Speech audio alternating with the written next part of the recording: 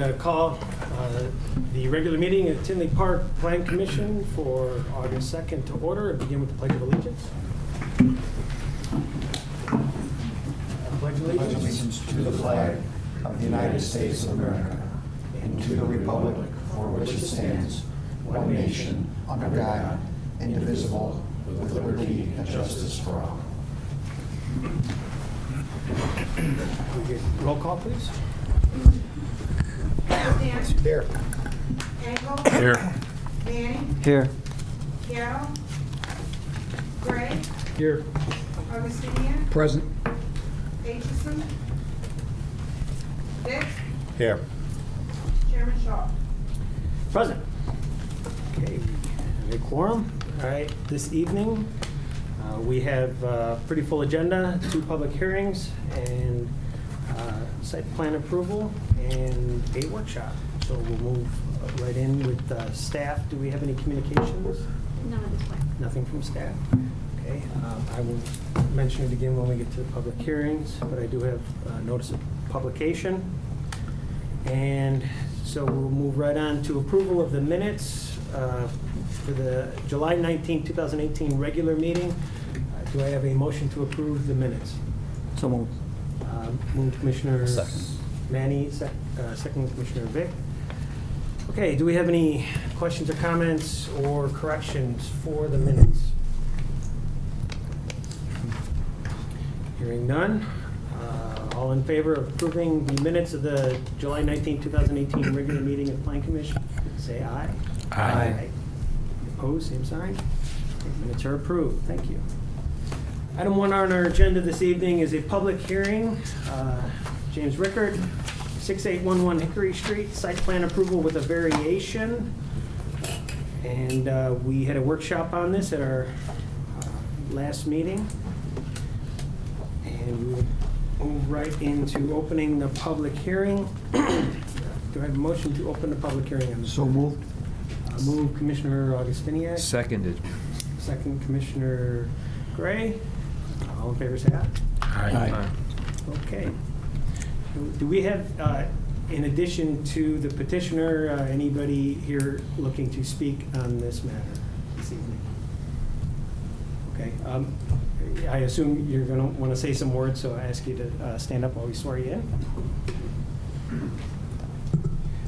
You swear that testimony you're going to give this evening is the truth? I do. Thank you. All right.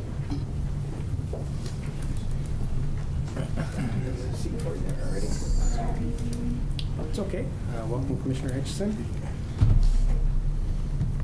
All right, so I do have notice of publication for the public hearing. Everything looks in order on this one here. So we will move right into the staff presentation.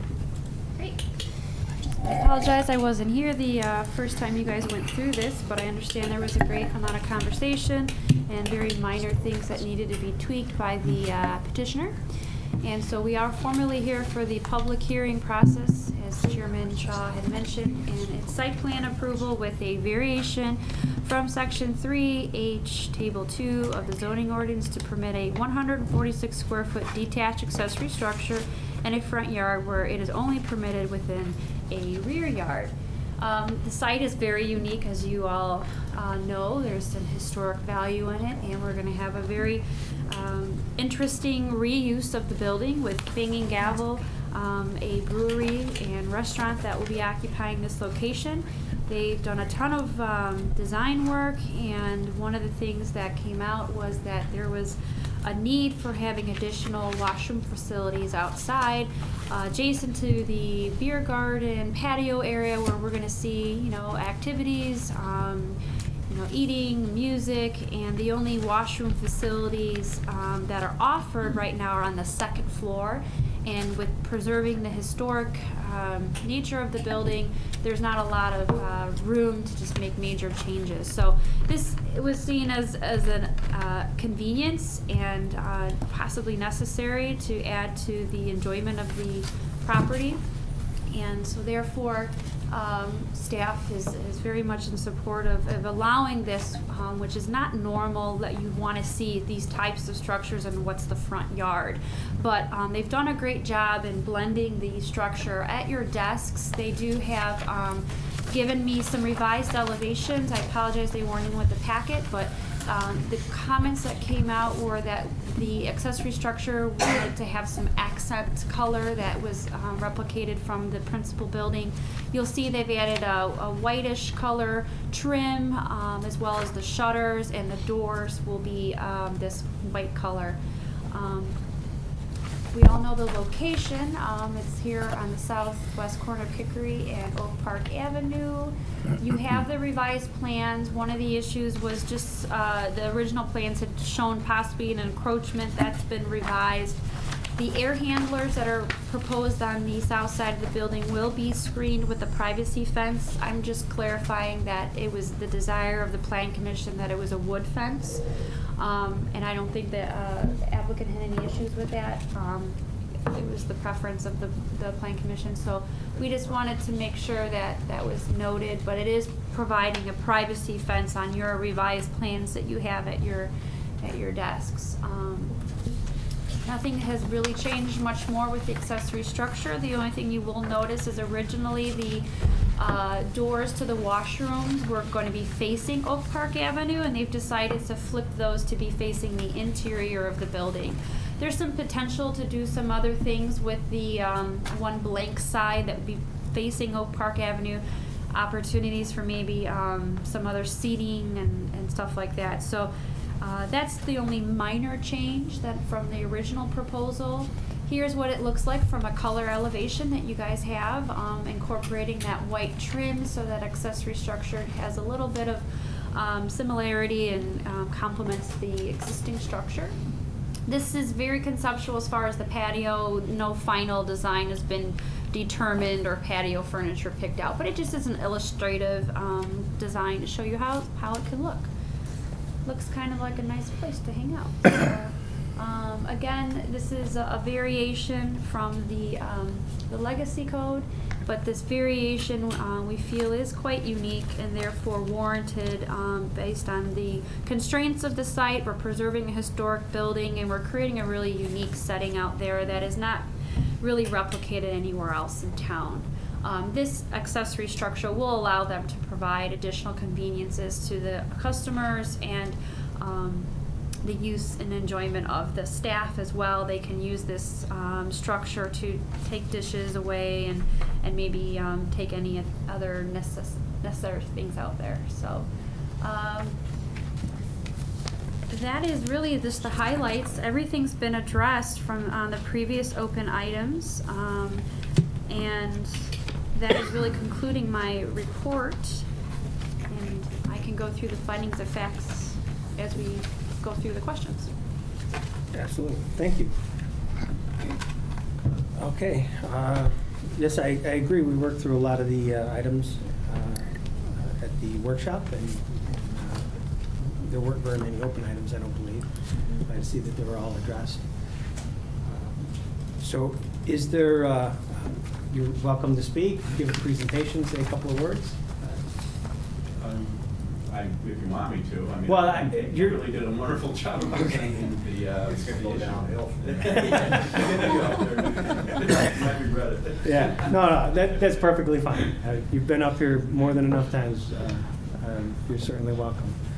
Okay, so we did not have anybody else up front, any objectors or otherwise wanted to speak on this. Has that changed? Is there anybody looking to speak? Okay, so I'll just go straight to the commission. Any further questions or comments from any of the commissioners, starting down at this end? I just have a question on this first page's drawing. It seems like the doors are still facing Oak Park on this drawing. Is that the one that's been handed to you? Yes. Yeah. Well, they've gone through a few revisions, so I apologize if I got mixed up. They have said that they want those to face the inside. Okay. So if we need, that's the desire. This image up here, the revised elevation shows the door. Yeah. It's on the other side, so. So I think everyone, the petitioner as well as all of us, are in agreement that it's better to face the other way. I don't think there's any risk of it being done wrong, but that's still an excellent, pointing it out there. If you want to be specific about it, when we do the motion, we can make sure that we stipulate that. I appreciate you pointing that out. Any other questions, comments down this side? None of them. Down this side? Commissioner Augustinian. First thing, this bathroom structure, what's the capacity, male and female? And because obviously there's going to be two separate. 1 and 1. 1 and 1, so that'd be one at a time. Right. Okay. And And, the men's will have a toilet and a urinal. Okay. So, And what is the, trying to do table count, what's your anticipated capacity of that patio area? I would estimate about 150. So if every table and every chair, there was a seat in every seat, about 150? Hopefully there will be, yes. Okay. Yeah, I hope, for everybody's sake, that goes. and the amount of washroom facilities they have in the inside of the building actually would accommodate that. This is going to be an addition. So I've kind of Sure. already talked to our plumbing Yeah, inspector I about was that. assuming that based on the presentation. The other thing, how many months out of the year do you anticipate this venue being open? Probably, realistically, probably mid to late May through October. Okay. So about a spring, summer, fall, Right. sort of, okay. Thank you. I don't believe the village has any restrictions on that, do we? No, I mean, the liquor commissioner, obviously there's different liquor licenses and stuff, but we don't from a zoning perspective at this point. Okay. As long as the weather's holding, then Mhm. sounds good. Any further questions down this side? Good. Okay, Commissioner Gray, anything? No? All right. Excellent. So at this point, it appears that there are no questions or concerns, so I will entertain a motion to close the public hearing. I apologize, I do this every single time. This is the opportunity for comments from the public. Okay, hearing none? Well, I have a question. Sure. Is there going to be outdoor music? Is this a time where I can ask this question? Is there outdoor music with this? You want me to answer? Yeah, sure. Yes. For the record, just, If you look at the rendering there, on the left-hand corner, you'll see what looks like a stage. Okay. That's for music. What is the time that, what is the time? ma'am, because it's a formality, we are in a public hearing. Oh. It's a little different from a regular meeting, but you're more than welcome to come up here. And I don't want to stop your questions. It's you know. Are you sure? Okay, you don't have to come to the microphone, but I'll privately answer any questions you want answered. I have no problem with that. So- I just want to be clear, if you have concerns, we definitely want to address them. If you're curious, by all means, Mr. Rickard, I'm sure will answer anything. You know, I just want to make sure that we're, in the public hearing, we're adhering to the form. Do you have concerns that you would like addressed during the public hearing? Okay, all right. So I'm sorry, I don't want to seem like I'm shutting you down there. So, okay, so at this time, I'd entertain a motion to close the public hearing. So moved. Second. Commissioner Stanton, second Commissioner Augustiniak. All in favor, say aye. Aye. Okay, so we are closed. Now, would you like to run through the just a brief summary of findings of facts Sure. and standards? So the first would be the standards for site plan approval. The use of a brewery has already been established when they first came through for their special uses, and so that's not the discussion really so much, but the accessory structure, it's like I said, it's generally not a permitted use in the front yard, but the unique location and what we're trying to accomplish here, we felt that it made sense to kind of look at this at a variation opportunity and through the site plan, they've really blended it in as much as they can to the overall design. So we feel that at this site and this use, that this is appropriate. The arrangement of the buildings and such, again, there's property will be landscaped along Oak Park Avenue and to the south. So there'll be additional beautification of the overall patio that will help also screen this accessory structure from the street. Vehicle ingress and egress is not impacted whatsoever. This is inside the patio area. There's no effects there. We'll make sure that everything is compliant with the building code and that pedestrian traffic is meeting all requirements with the location of the doors being on the inside and a walkway being there. But in general, there is safe movement with the pedestrians on the site. We've already addressed landscaping when they came forward with the original design, and that their existing site plan had proposed their trash enclosures on the south side of the building. That's already been addressed with their original site plan approval. Regarding the variations, the property in question cannot yield a reasonable return. The washroom facilities that are currently at the location are meeting code. Again, this is really just an opportunity to address the uniqueness of the site with having an outdoor patio with opportunities of live music, that this will give larger crowds an easier access point to use washroom facilities because the historic nature of the building limits what they can do in the inside. And that is what the unique circumstance is to the owner, trying to keep the historical integrity of the building, but also offer some modern modern conveniences of a washroom facility. We feel that the design is not going to ultimately alter the character with their blending the building using hardy board and addressing some of the comments from the previous workshop. We think that they've done a great job in keeping this character in line with what's there. The physical surroundings, again, this is our downtown. We're trying to create interest and activity. The patio area is going to be vibrant in the fall and summer and spring, and we think that this is what we're looking for to help make downtown a destination area. It's commercial areas as it is now. This is just going to be adding to it.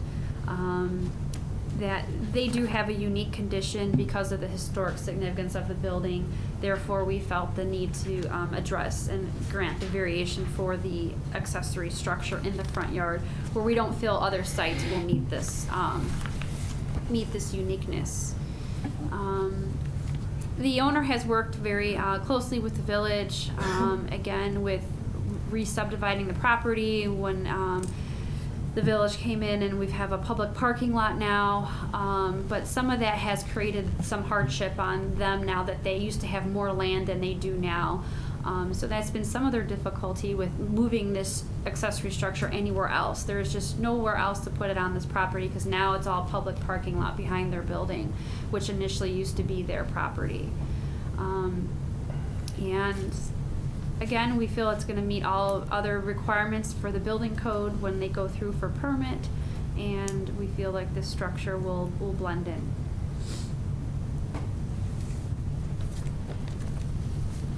So we have the motions for you. There'll be two. One is the site plan, and then the other one would be for the variation. Okay, great. So I just had one comment to make here, really for the record, with respect to the standards. Number one, on whether or not it can yield a reasonable return without this. I think it's pretty clear that it could. And I just want to say that with respect to that one, I kind of view the additional bathroom as almost the type of thing that the Plan Commission might ordinarily place as a request or as a condition of approval anyway. So the fact that the petitioner is going above and beyond to make sure that there's convenience for the public. So although technically, we may not be meeting that standard, as I said, I view that this type of thing might be something that the commission might request if it wasn't proposed. So Good point. my thought on it. Any other questions or comments on this before we entertain a motion?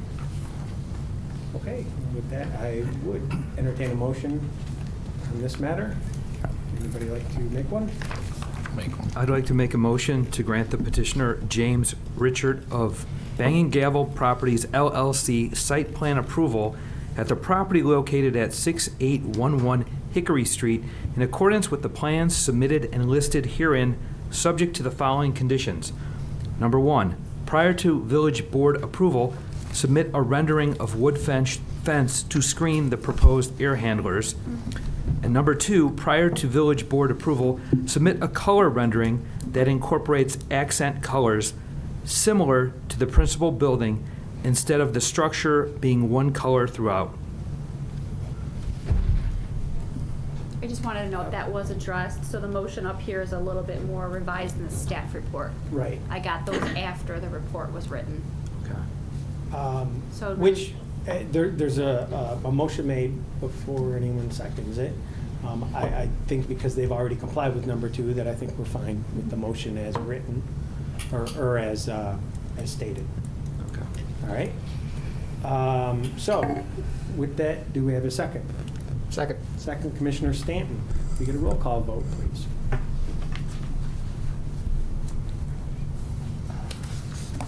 Engel, Yes. Manning, Yes. Augustiniak, Aye. Aitchison, Yes. Vic, Yes. Gray, Yes. Stanton. Yes. Shaw. Aye. Motion carries. Excellent. So, moving on to motion number 2. Do we have any late updates on this one? Yes, this one also in the report, it's reflecting the accent color again, but this Okay. is the more current one. So, with that, I'll entertain motion number 2. Commissioner Stanton. I'd like to make a Commissioner motion Stanton? to consider recommending that the village board grant the petitioner James Reichert of Banging Gavel the following variations in the DC Downtown Core zoning district located at 6811 Hickory Street in accordance with the plan submitted and adopt findings of fact submitted by the applicant and findings of fact proposed by the village staff as may be amended by the Plan Commission at this meeting.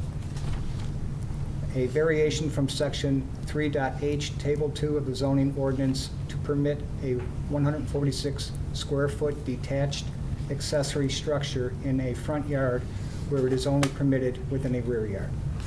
Okay, we have a motion. We have a second. Second. Second, Commissioner Augustiniak. Roll call vote, please. Vic, Yes. Aitchison, Yes. Augustiniak, Aye. Gray, Yes. Manning, Yes. Engel, Yes. Stanton. Yes. Shaw. Aye. Motion carries again, unanimous. This will Excellent. go to village board on August 21st. Since it was unanimous approval, we can look to have it approved at the August 21st meeting. Thank you. Thank you, again. Thank you. Best of luck. Okay, moving right along. Next item on the agenda is another public hearing for Two Men in a Truck, 7420 and 7430 Duvan Drive, site plan approval with variations. Okay, do I have a motion to open the public hearing? So moved. Moved Commissioner Augustiniak, second. Second. Second, Commissioner Gray. All in favor, say aye. Aye. Opposed? Okay, we are in public hearing. I'd like to swear in the petitioner, any objectors, and other interested parties. Anybody who wishes to speak this evening? Yes, I'm sorry. Do you wish to speak on, you're probably going to speak, so. Oh, yeah. Yeah, so just raise your hand. Do you swear the testimony you're going to give this evening will be the truth? Yes. Thank you. All right. I do have confirmation of proper publication of notice for the public hearing. So we are good there. And we will move right along with the staff presentation. Yeah, so this is a public hearing for site plan approval for Two Men in a Truck, as well as 3 variations that include allowing parking to be located in the front yard, as well as to reduce the off-street, the required off-street parking area setback in an industrial development, and then also to allow encroachment of a parking lot in the primary front yard. So 3 variations that more or less are permitting the same thing for a parking lot to go into the front yard to a certain degree. So I'll kind of work back through this, but I maybe won't go into quite as much detail as we did in the workshop. But if I'll try and cover as much as I can, and if you guys have any other questions, anyone that wasn't here, let me know. So this is an existing lot with an industrial building and a parking lot on it. That's one lot. There's a second lot that they'll be developing a parking lot on. So altogether, this will be 2 separate lots.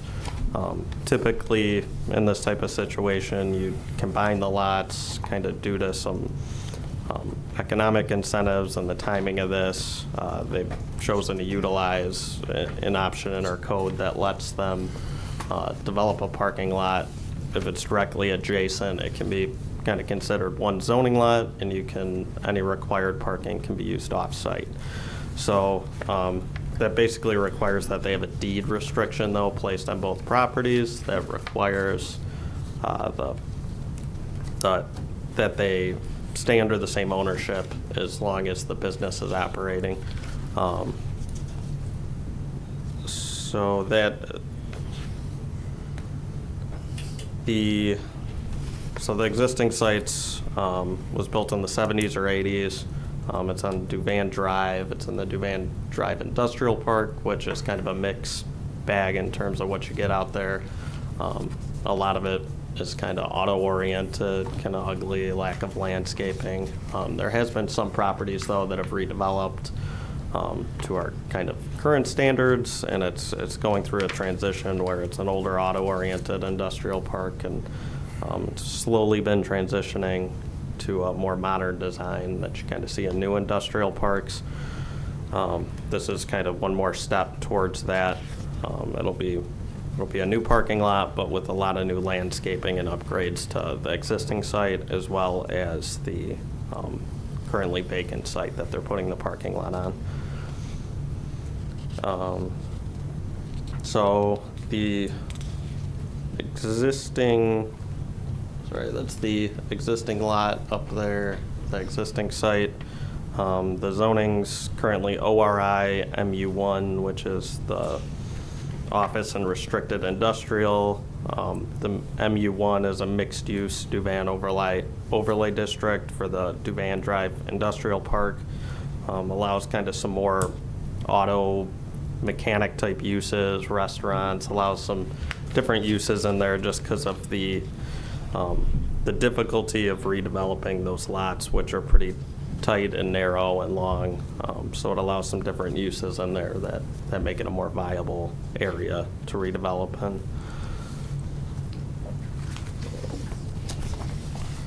So the site plan is pretty much the changes involve a parking lot and then the detention to the north of this as well. To meet the new MWRD detention requirements, they're installing a pretty substantial detention facility. So in the parking lot, it's going to be primarily parking for trucks. It'll include 16 spaces for trucks, 8 additional employee spaces, in addition to the parking that's on the east side of the existing building. The petitioner's kind of goals with this was to construct a parking lot that serves as needs to store his trucks, as well as then meet the MWRD detention requirements, and then really has a goal of, in doing this, is kind of one, addressing there's residential to the north of the property, that's multifamily residential zoned R6 PD.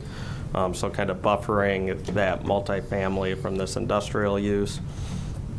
as well as kind of beautifying the streetscape of the existing property and then the parking lot. So those were kind of their main focuses when putting in this parking lot. So during our workshop meeting, there's a recommended condition that was added to require the removal of the parking lot and the installation of the grass as part of the site plan and variation approval. So that's covered in the deed, but we've also added it as a recommended condition for the two approvals you're doing today, just kind of for continuity and future reference.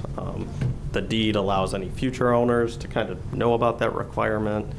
The site plan and variation approvals kind of give the village the authority to enforce that as well. So the final draft of the deed restrictions weren't done at the workshop meeting, but they were included in the packet today that was reviewed by the village attorney. There was no concerns there. So there's also a recommended condition of these approvals that be recorded prior to issuance of a permit. So just due to the way this, he doesn't own it now, it's under contract. So once he purchases the property, he can then record it. He'll just have to get that done prior to the permit.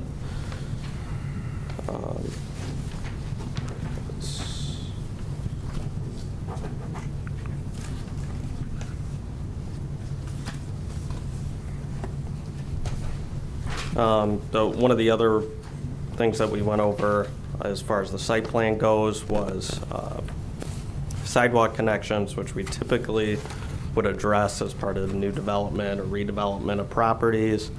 In this situation, we kind of looked at Duvan Drive as a whole kind of needs to be master planned if they're going to put a sidewalk in there. But I believe Chairperson Shaw kind of just wanted to make sure that there was enough space there and that the landscaping was designed in a way that would accommodate a sidewalk if they were going to do that in the future, just to not add extra cost at this point. So with measurements of the plan and just kind of guessing at what the size of the trees will be out there, it looks like there'll be a clearance of 7 to 9 feet depending on where you're at, kind of running through there, so that should accommodate any sidewalk in the future. Just due to the kind of speed of this and engineering comments were just received by the petitioner, so there was a condition kind of placed that they'll need to address those engineering comments as well as obtain an MWRD permit, which I believe they're working towards at this point. So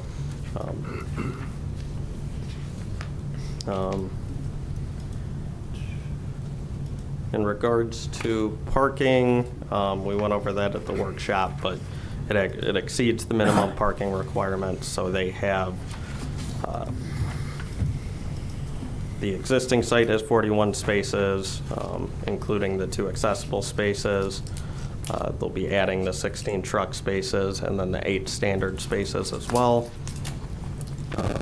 And then they'll have a total of 49 parking spaces. The minimum requirements, the 41 standard spaces, and then whatever truck parking they would need to supply as well. So the 16 truck spaces will accommodate the trucks that they'll be storing on site as well. So signage has been addressed. They'll be using the existing box wall sign that's out there. They're going to be changing the panel of that to update to 2 men on a truck.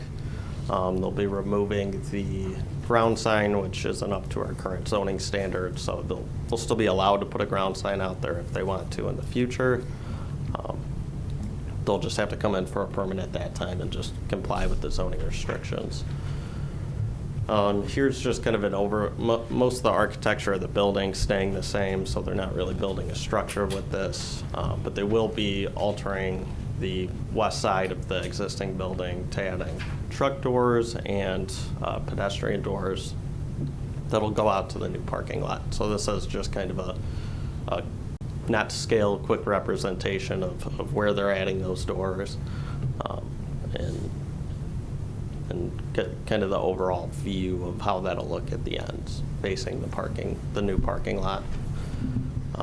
They've added lighting to the building on the new side to light the new parking lot, and they'll also be upgrading the lighting on the existing side to kind of mirror that. So new LED lighting, similar lighting, standard there. So for the kind of the big part of adding a new parking lot was kind of the landscaping and the fencing in regards to screening the parking lot, as well as landscaping the interior of the parking lot. So they did have a few kind of landscape waivers in here. Most specifically was the interior parking lot landscaping. That's typically something we require if you have customers visiting the parking lot, or it's kind of open to the public. In this situation, they have trucks kind of moving in and out of it. So for them, it's a little bit impractical to have interior parking lot landscaping. So to kind of mirror that, they've kind of beefed up the landscaping on the perimeter to the north to buffer the multifamily residences to the north, as well as then to the south. During the workshop, one of the comments that came up in agreements that was kind of made was to carry the trees on the north side of the property. So there was originally a gap behind the multifamily garage, just because that kind of screened it. But I think it was the recommendation that kind of carry that through and have a consistent buffer line across it. So there was some trees added. They were spaced a little bit further apart, so that way you didn't have to add quite as many trees. But he has buffered that with evergreens. So that'll help kind of buffer the visibility from the existing residences to the industrial property, and create a much better visual appearance there than exists currently. The other issue was on that north property line was it was originally wood fencing. The petitioner updated that with the commission's recommendation to PVC. So that'll be PVC fencing, as well as the screening for the dumpster enclosure and the mechanical equipment.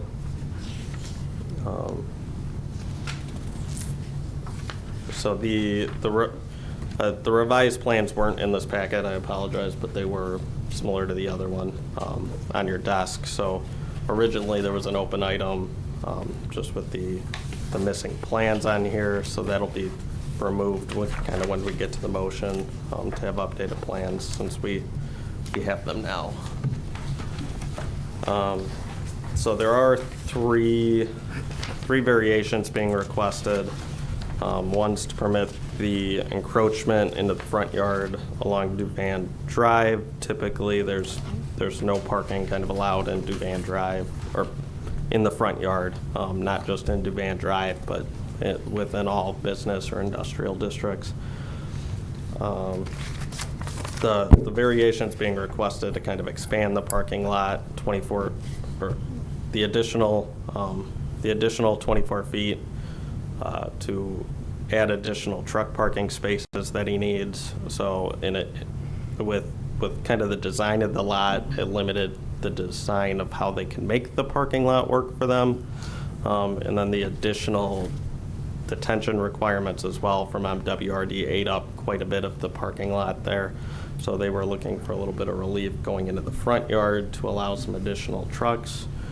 They've matched the parking lot line to the property to the west of them, so it'll have the same setback as their neighboring property. It's also kind of carried through within the rest of the Duvan Drive district, just because of the way the lots are laid out with how narrow they are. A lot of them have parking in the front yard that go back quite a bit. So that'll kind of be in line with what's out there now. The other two variations are kind of, again, similar to that one, just to allow, there's 3 different code sections that kind of regulate it depending on different circumstances. So this will give a variation for those two. And then, sorry, the third one is for the fence at the setback line. So that was kind of the last bit of concern the Plan Commission had. Most of you were in agreement that you'd prefer to not have the fence in the front yard. The petitioner has chosen to leave it in the front yard for added security for his trucks, which again will be pretty close to Duvan Drive, so he's looking to kind of screen those and at least hide them a little bit to not have them be so inviting. So that third variation is to allow the fence in the front yard to be past the building setback line. Again, not typical, but in Duvan Drive, it's pretty typical out there. In most of our industrial and business districts, that really wouldn't it look out of place in the area here. It'll look like it belongs. They've also used PVC fencing there to kind of increase the aesthetics of that fence. So I believe that's all we have for the staff report. I can go into the findings after you guys discuss a little Not bit. just yet. Okay. Any of the commissioners have questions for staff before we move on to the petitioner? No? I'm trying to understand the provision about replacing the grass. So if a similar company were to come in, he wanted to sell his business to someone else to do something similar, warehousing and storage, would they have to come and petition to get a variance on this? No. To let the parking lot remain, or do they have to rip out the lot and then petition to be able to put a lot back in? That's what I'm trying to. Yeah, so it's if they sold their property and someone bought both lots, that would be fine. They wouldn't have to come back here. As long as it's both lots. But if they sell them off separately, then the lot with the parking lot has to remove the That parking clears it lot. up for me, thank you. Just because we're approving it all No, as one, I we don't want appreciate that. That clears it up Sure. for me. It's actually a very important point. Yeah. there. Any other questions? Okay. Here's your opportunity to speak. Would you, if you care to, you have anything to add to the staff report? No, I think we addressed a lot of it at the workshop, unless anybody has any questions on it. I don't. Any questions directly for the petitioner? This facility that is this based on some of the reports that I've been you're consolidating other locations Correct. into one mega spot? Yeah. Rather than having a bunch of smaller places? Correct. I have 3 locations now that have 5 to 6 trucks. Parking's always been a big issue for us, so 3 smaller locations that I'm combining into a larger facility. And when you talk about trucks, these are 24, 28-foot box trucks? 26 foot. 26, okay, but So no I knew it was in the mid to upper 20s. Yeah. But no semi-trailers, no? No tractor trailers. Okay. They're just box trucks.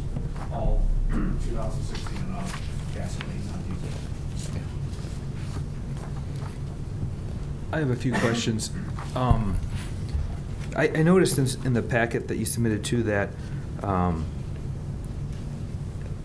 claim is made that approximately 15-foot setbacks are the majority for Duvan Drive on the north side, approximately 14 out of 16. I know you guys are petitioning for the 12.29. The nearby neighbors, like to the south, how far were their setbacks? Did you take a look at that?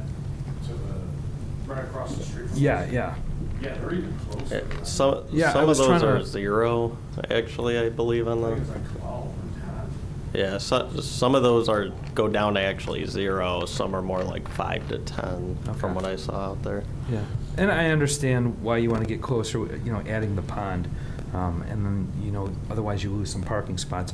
I do have another question, though, on the landscape plan, the Gary R. Weber Associates Incorporated, sheet 1 of 2, and I don't know, maybe it's because it's on lighter print, but on the bottom of the screen, there's a circular pattern that's off the property in the right-of-way, and it looks like it's, I can't read it, it's a type of shade tree that are proposed to be planted in the right-of-way.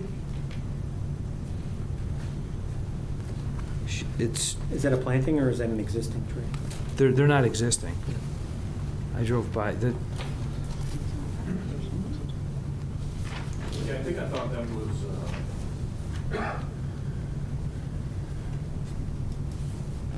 it says GT, which stands for Yeah, so they're. Glendicia. It's a Skylone honey locust, it says. Yeah, so it's not existing, they're supposed Right. to be proposed. But I mean, to propose that in the right of way, like about a few weeks ago, they were working on like the sewer on the south side of the road, the water main rather, not the sewer. And they've, you routinely will come and in the right of way on Duvan Drive, work on utilities. So I don't know if planting 3 trees on the right of way, especially something that's only 12 and a half feet off of Well, the. yeah, so we can maybe Sure. run it by, our Public Works didn't have any comments when we sent this to them, but we can confirm with them. I mean, regularly, there are trees close to it. We definitely don't want them over it, but there are typically trees in the right-of-way. There's utilities there too, but we can maybe shift them a little further north, kind of onto their property, or closer further north away from the utilities. Yeah, And we because can they may be confirm that. temporary trees if they need access to dig up something, or I heard Commissioner Augustiniak mention, call Julie before you plant, but Yeah.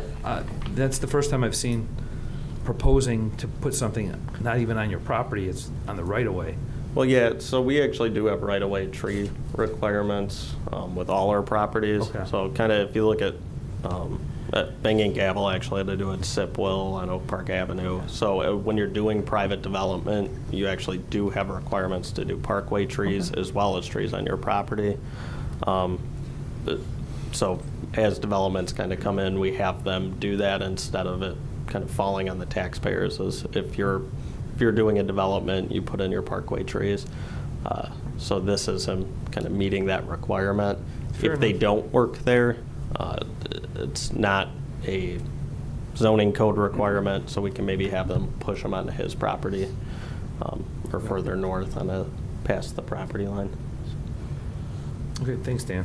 yeah, I thought it said like every 25 feet or something, because you're supposed to have it in the parkway. Yeah, depending on where you're at, it's either 25 or 50, depending on what zoning districts you're in. Yeah, a lot of those areas don't have them, and it's a good idea that as we redevelop, that we go ahead and do that. Eventually, we'll get there. Yep. As redevelopments happen, we kind of have them at them, and it'll kind of stick out on Duvan Drive, because there's a couple that have gone in, I think I've seen out there, as some of the properties out there have done little swales. But I think that Air Team site that's no longer being used is the only one I saw where they actually had the parkway trees. And that's one of the only sites that have gone through a full redevelopment out there. So as they redevelop, hopefully we'll get those And trees to fill in. Those trees should help take some of that water that's going to be running off the parking lot. Yeah, they'll give it a little more shade and nice, instead of just being a wide open sea of asphalt out there, you'll get a little more shade on the street. Less like an industrial park. Yeah, or a little nicer industrial park. So, Green. any other questions or comments from the commission? Okay, so I just add one point that I want to make while we're still in public hearing, and that's with respect to sidewalks. We talked about at the last, at the workshop, went on and on about that, and I would just say for the record that I'm okay with where we ended up on this here, but because of the position I take on sidewalks for redevelopment and having complete streets, I just want to make sure that it's clear. Ordinarily, I would really be pushing for the sidewalks and/or some sort of payment in lieu for not having them. In this instance, the arrangements they've made to make sure that there's a clear path, as mentioned in the staff report, should sidewalks ever go in, I think we're covered. I believe that's adequate. From my perspective, the foregoing the sidewalks and even the fencing and the landscape waivers, I'm kind of viewing that as all part of the overall economic development package, the incentive that we have here, as opposed to just giving it a blanket pass. So I'm just kind of giving my viewpoint on that as to why I'm comfortable with the This- sidewalks. This property lies within the TIF district, doesn't it? Yes. Correct. Okay. Yep. Yep.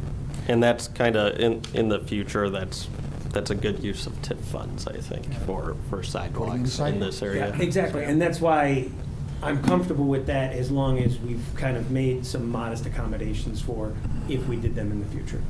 So, and so I wanted to, actually, you know what, we can cover this outside of the public hearing. So, any questions from the public, comments from the public? Okay, hearing none, I entertain a motion to close the public hearing. So move. Move Commissioner Augustiniak. Second. Second Commissioner Engel. Engel.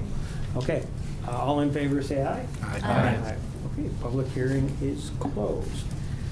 So, before we move on to the findings of fact and standards, actually, we ran through those, didn't we? No, we didn't. All right. No, we didn't. Sorry. I had a moment there. I wanted to go through, do we still have that on the screen with the variations? There we go. Because some of the commissioners were not here, I'm assuming they went through the staff reports and here visited the site. Before we move to, before we go to the motions, do we have this as a single motion proposed? There's For all three? two motions. There's the site plan approval and then the variations. Okay, so, but the variations are all a single motion? Correct. All right, so I just wanted to be sure we're clear here. Of these three, the only one that seemed somewhat of a sticking point in the workshop was the one about the fence in the front.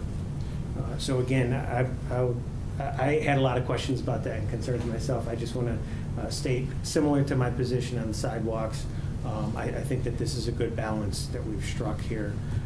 I just wanted to get a sense from the rest of the commissioners if there were any concerns there. And what my thought would be, I would consider, given that we're looking to take all these variations as a single package, if there's any of them in here that somebody feels strongly about one way or another, I wouldn't want someone to be forced to vote yes for something, to get 2 out of 3. So I just want to see if there's any need to split one of them out into its own motion. Any thoughts on that? No? Okay, So. good. All right, glad we cleared that up there. With that, I will entertain a motion on this matter. Do you want me to go through the standards really quick Yes. before that? I Okay. apologize. I have notes here for getting through all these things. Okay. Really, but please do. So Be for good the form. standards for a site plan, the first one's that the proposed use is a permitted use on the property it's located. So a warehouse, light industrial use is a permitted use in the ORI MU1 zoning district. The applicant's moving his multiple locations to this as this kind of area headquarters. And the area is transitioning, kind of in need of new investment. So this is permitted use and a good use for the property to redevelop. The parking lot use itself wouldn't typically be permitted by itself, but in combination with the moving company is permitted. So as one zoning lot. The second one is that the proposed arrangement of buildings, off-street parking, access, lighting, landscaping, and drainage is compatible with adjacent land uses. So the proposed landscaping is going to improve the curb appeal of the site and increase the overall aesthetics of the area on Devan Drive. The landscaping to the north is going to increase screening and buffering to the residential properties. And the plan's going to reduce the number of nonconformities and increase on-site drainage from the existing property and the new parking lot.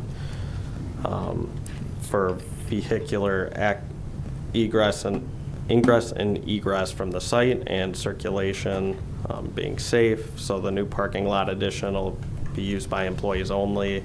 It's not going to be open to public or visitors, but there is kind of it was designed for trucks to be able to maneuver through the site safely, as well as be able to reverse and turn around so that way they can get through the site, which is part of what their variation requests were for as well. The fourth standard is that the site plan provides safe movement of pedestrians through the site. So the site's location's in an industrial park. There's not any sidewalks, and it severely limits the opportunity to add pedestrian amenities. However, visitors, employees will have access through the existing parking lot on the east side of the building from a walkway that exists to the front entrance to the building. Space has also been provided in the front to provide a public sidewalk if one is ever installed along Duvan Drive. The fifth standards that there's a sufficient mix of grass, trees, shrubs on the perimeter of the landscape, or in perimeter landscaping. So the interior lot landscaping is limited due to the site layout and the truck movement. However, the applicants provided landscaping along the perimeter of the site to help buffer to the north, as well as increase curb appeal to the south. Then the last standard is that the outdoor trash storage area is screened, so this will be screened with PVC fencing that matches the other fencing, as well as mechanical equipment on the site will be screened as well. So on to the standards for a variation. So the first condition is that the property in question cannot yield a reasonable return if permitted to be used only under the conditions allowed by the regulations in the district in which it's located. So this site's been vacant for many years, since I believe the 80s. It's difficult to develop on its own as a single lot, and then due to the landscape and additional MWRD detention requirements, parking in the front yard allows them to increase the usefulness of the site, as well as bring some new life to the area. Without the variations, it would make the site even more difficult to develop and would decrease its ability, a business's ability to fully utilize the site. The second one is the plight of the owners due to unique circumstances. So again, variations are needed to redevelop a narrow lot with the existing site's footprint as well. They're developing this site kind of with a set footprint of that building. So it's not a complete redevelopment. The need for trucks to kind of safely access and maneuver through the site also creates limited space for them to design the layout of the parking lot. The third standard is that the variation, if granted, won't alter the essential character of the locality. The variation, as well as most of the developments in line or well exceeds the aesthetics of the overall area of Duvan Drive. So they've added additional landscaping. They've buffered the parking lot encroachments. They've added nice fencing and kind of buffered the overall area. It'll blend in with Duvan Drive pretty well and end up increasing the area's overall landscaping. So those are the three required. I listed some of the other additional ones you guys can consider as well. So. All right.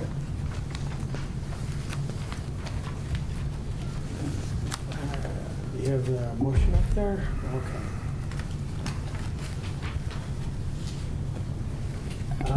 Is this the same as what's in the staff report?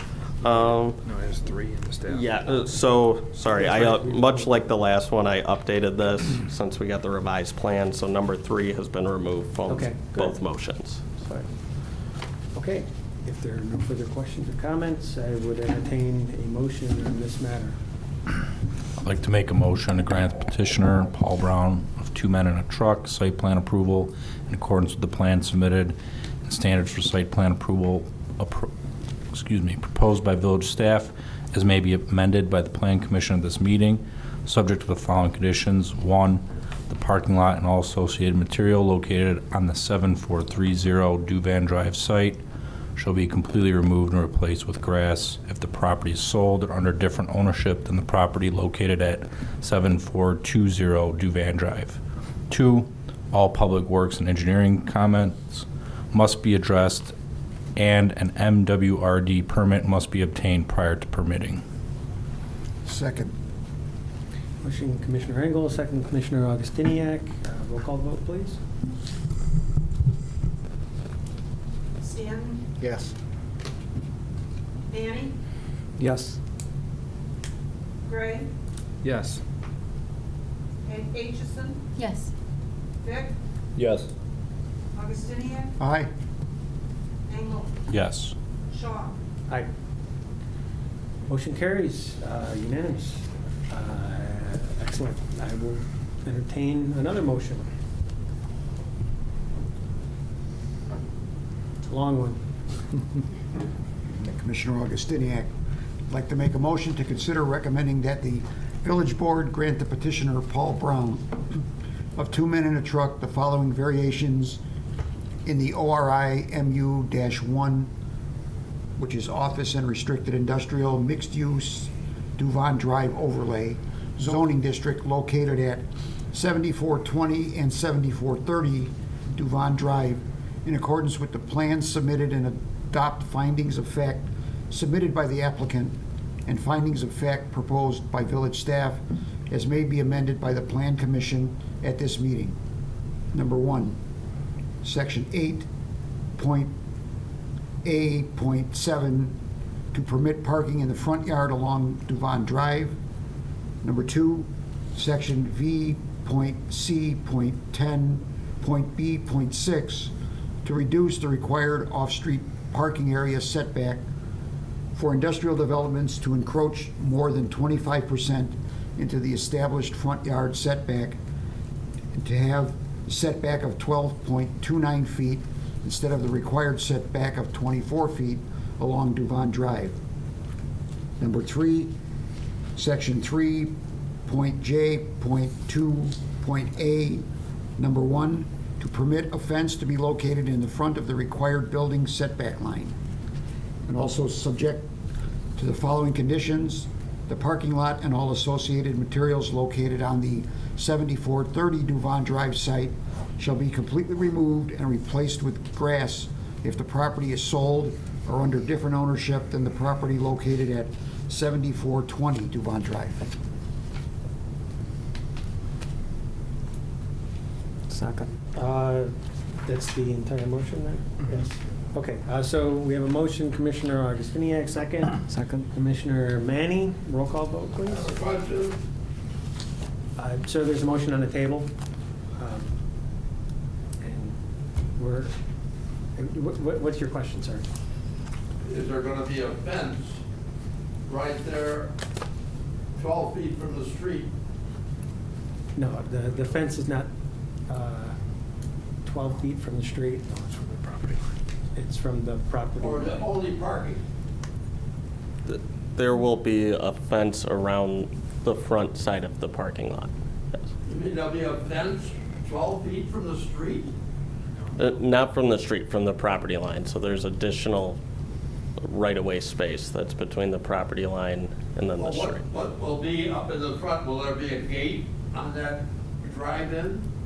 It'll be open, so the fence will screen the trucks, and then there won't be any gate to get in or out of the property.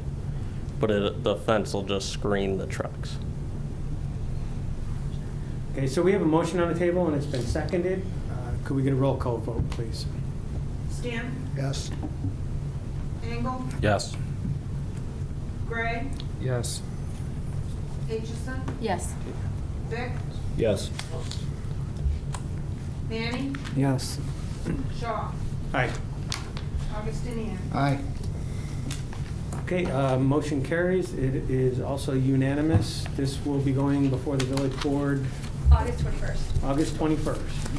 And because it was unanimous, Yeah, unanimous, so it'll be able to be adopted at that meeting. yes. All right. Thank you very much. And sir, if you had any additional questions, you could check with the village I staff there. can talk to you out there if you'd like. All right. Item number 3, consideration for approval, International Autos Orland Park. 8301 West 159th Street, site plan approval. Move to the staff report, please. Great, so this is not a public hearing, it's just a site plan approval. We have International Autos is going to be occupying the now vacant Kia that was at 8301 West 159th Street. They're here because they are going to be doing building expansion as well as parking lot expansion, which requires them to be coming in front of the board for site plan approval. At this time, there are no variations required with this. They're complying with all code requirements. Above is the image of what we're looking to have here. This is not the exact image of our location, but this is the mock-up of what the building will look like. So we have an existing site of about 3 acres. It's been historically a dealership since its construction in 2003. We had several dealerships come through there, and it is now going to be moving with Land Rover, and Jaguar is looking to make this their new home. They currently share a site with Subaru, and so this will allow them to have their own standalone location, which is desired, so they can have more inventory of vehicles. Kia vacated approximately about a month ago. This property's been vacant, as you can see with the signs. But the lot is a little different than the other lots in the area in that they do have a small detention area in the rear. What you see is that grass area to the south that abuts to the multifamily. But that will be the area they will be expanding into. This property actually was before the Planning Commission back in 2015 and 2016 because Kia also wanted to utilize that back area for additional inventory. And so they did go through that process. They were approved, but now they've obviously had some other adjustments, and Jaguar Land Rover is looking to basically do the same thing. We kind of call this Auto Row, as you see here. This is the aerial along 159th Street. We have multiple dealerships along here. We also have a storage building. But you can see parking lot and inventory of vehicles is very important to our dealerships and their success. So hence the desire to use up whatever land that they can on this site. But 159th Street is a major arterial road controlled by IDOT. That's why it's zoned B5, which is orientated to our auto service uses. So the use of another dealership here is completely appropriate and what we want to see in our community and thrive. The use will have the 2 brands. They will have a showroom, and they will have their service areas as well as their customer waiting area and areas for employees. This is just a quick floor plan. They will be increasing their service bays with their proposed expansion of the building. So they will do, unlike Kia when they came back in 2015, they will be doing some expansions to the building. There'll be a front expansion to increase the showroom to house 2 different products. There'll be about a 4,100 square foot improvement to the front of the building. And in the rear, there'll be about a 4,900 square foot addition that will give them 5 new overhead doors and increase their ability to service more vehicles. The parking lot in the rear will give them an additional 60 stalls for storage of vehicles. It just should be noted that in the previous approvals with Kia, they had the same requirement. Because of that pond and the parking lot expansion, there's going to be a retaining wall. And part of that retaining wall, I believe, was going to be partially on the 20-foot rear yard public utility easement that's on the back of this lot. So we are just asking that there will be this retaining wall agreement that is established between the owner and the village to make sure that if anything should happen to that retaining wall or easement, that there's agreement in place to take care of that. That's more at a village board level that they would be looking at that. Also, we are making everything subject to engineering. They have to go through the MWRD process. They had plans and permits with them. We're just trying to verify that those applications can still be used or modified. They're in conversations with MWRD as we speak.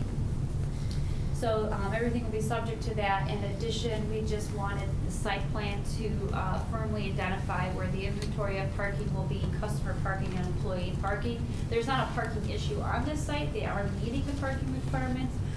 It's just more of a identification, so we know exactly where those vehicles are going to be on the site. Overall, the site, if you've seen it, it's gonna be pretty much the same. We'll have to improve some of the landscaping that has been, didn't survive over time. They gave us the landscape plan that you actually see is just for this rear parking lot expansion. This is what was actually presented back in 2015. They feel confident that this is still a plan that they can move forward with. We would just ask that they give us a final landscape plan that gives us the entire site. There's some perimeter landscaping they're gonna have to add around the new addition. And again, there's some landscaping that has died along the way that we're gonna look for them to replace. So that would just be a small open item, but these are all things that can be addressed before we issue a permit. Here's the architecture. It's going to be, the building now is of a panel system. That's mostly what you see the dealership's using. They're going to make this all of a gray color using an aluminum composite material. And they'll be using also some, in the rear where the addition of the service bay is, there's going to be some corrugated metal. This is a deviation from our building code requirements because our code actually says everything has to be brick masonry, but this is actually similar to what's out there now. They're just adding on to it, trying to blend it. And you'll see all the dealerships are using a panel system as kind of their primary material. So we feel what they're presenting is pretty much what we're seeing across the board of all dealerships, and compatible with what's already there. More importantly, the rear of the building is not visible from 159th Street because it is a little narrower than the other lots and it's set back pretty far. We're not as concerned that the corrugated metal is going to be of an issue of visibility or aesthetics. But they're doing a good job trying to blend everything together. Up here I have the front, the top is the very front. That's what you'll see from 159th Street. They'll have a service area on the right side. That's currently how Kia was operating. And then you'll see on the bottom is those service bays that they'll be adding to the left elevation, which would be the east side. Since that parking is not an issue, signage, they'll be in compliance with the wall signs that is permitted. They have since given me a lighting plan that was an open item when I originally wrote this report. So we have that in our hands and we're gonna make sure that it complies with our requirements of 0.5 foot candles at the property line. They'll be using all new LED lighting, replacing what's out there now with more updated fixtures that will make the overall lighting cohesive throughout the whole site. So the open items again is getting this retaining wall agreement in place before we get to village board for approval. Everything will be subject to engineering and that we will get the revised parking stalls identified on the site plan and the final landscaping plan that shows the entire site with the addition. Overall, we're excited to see that this is going to be reoccupied with another dealership, and hopefully it will allow for other opportunities for the other space, also to then take advantage of the additional space. Subaru can expand into there. It's the same owner. And we have the architect here. If there's more specifics, he can speak directly to the architecture and any other specific questions that this planning commission might have. Thank you. Any questions from the commissioners? Start down here with Commissioner Stanton. No. You good? All right. Commissioner Augustini? No, I'm good. Negative. No. Commissioner Gray? I just want to get clarification for that retaining wall. If you could just put the overview on and just... None of the plans really show it. This old landscaping plan might have picked up on it. On the south parking lot addition, the west side of that parking stall, then the area is open. That's where that pond exists today. Okay. So is it a retaining wall around the entire, or just the perimeter? It hugs that parking lot row, and I believe it did come down along that 20-foot easement. But we have a 20-foot public utility and drainage easement back there. Okay. How high is the retaining wall? Is there any information on it? Well, we don't have the I don't know if it's being modified from what it was before. I think it was slightly over 3 feet, the original original plans, but things might be getting tweaked with the new engineering. But that would all have to be reviewed by our engineers. Is it a block wall? Is it a concrete wall? Do you know? I don't think I had the specs. I don't know if Simon, you recall what it was before. So is it fair to say it's all subject to engineering review? And Right, because things are being modified and we didn't have those as we were trying to get them through this process. Okay, I was just curious because some of the aesthetics, will be contingent on what type of wall. Sure, and there is an existing 6-foot fence, privacy fence on the south property line too, which helps screen the multifamily. It's actually a newer fence. There is a chain link fence on the west side where the other dealership is. But that's something we can look at once we get those. I know what you're talking about. Some walls, depending on what they use, Right. can look unattractive. Right, okay, thank you, Kimberly.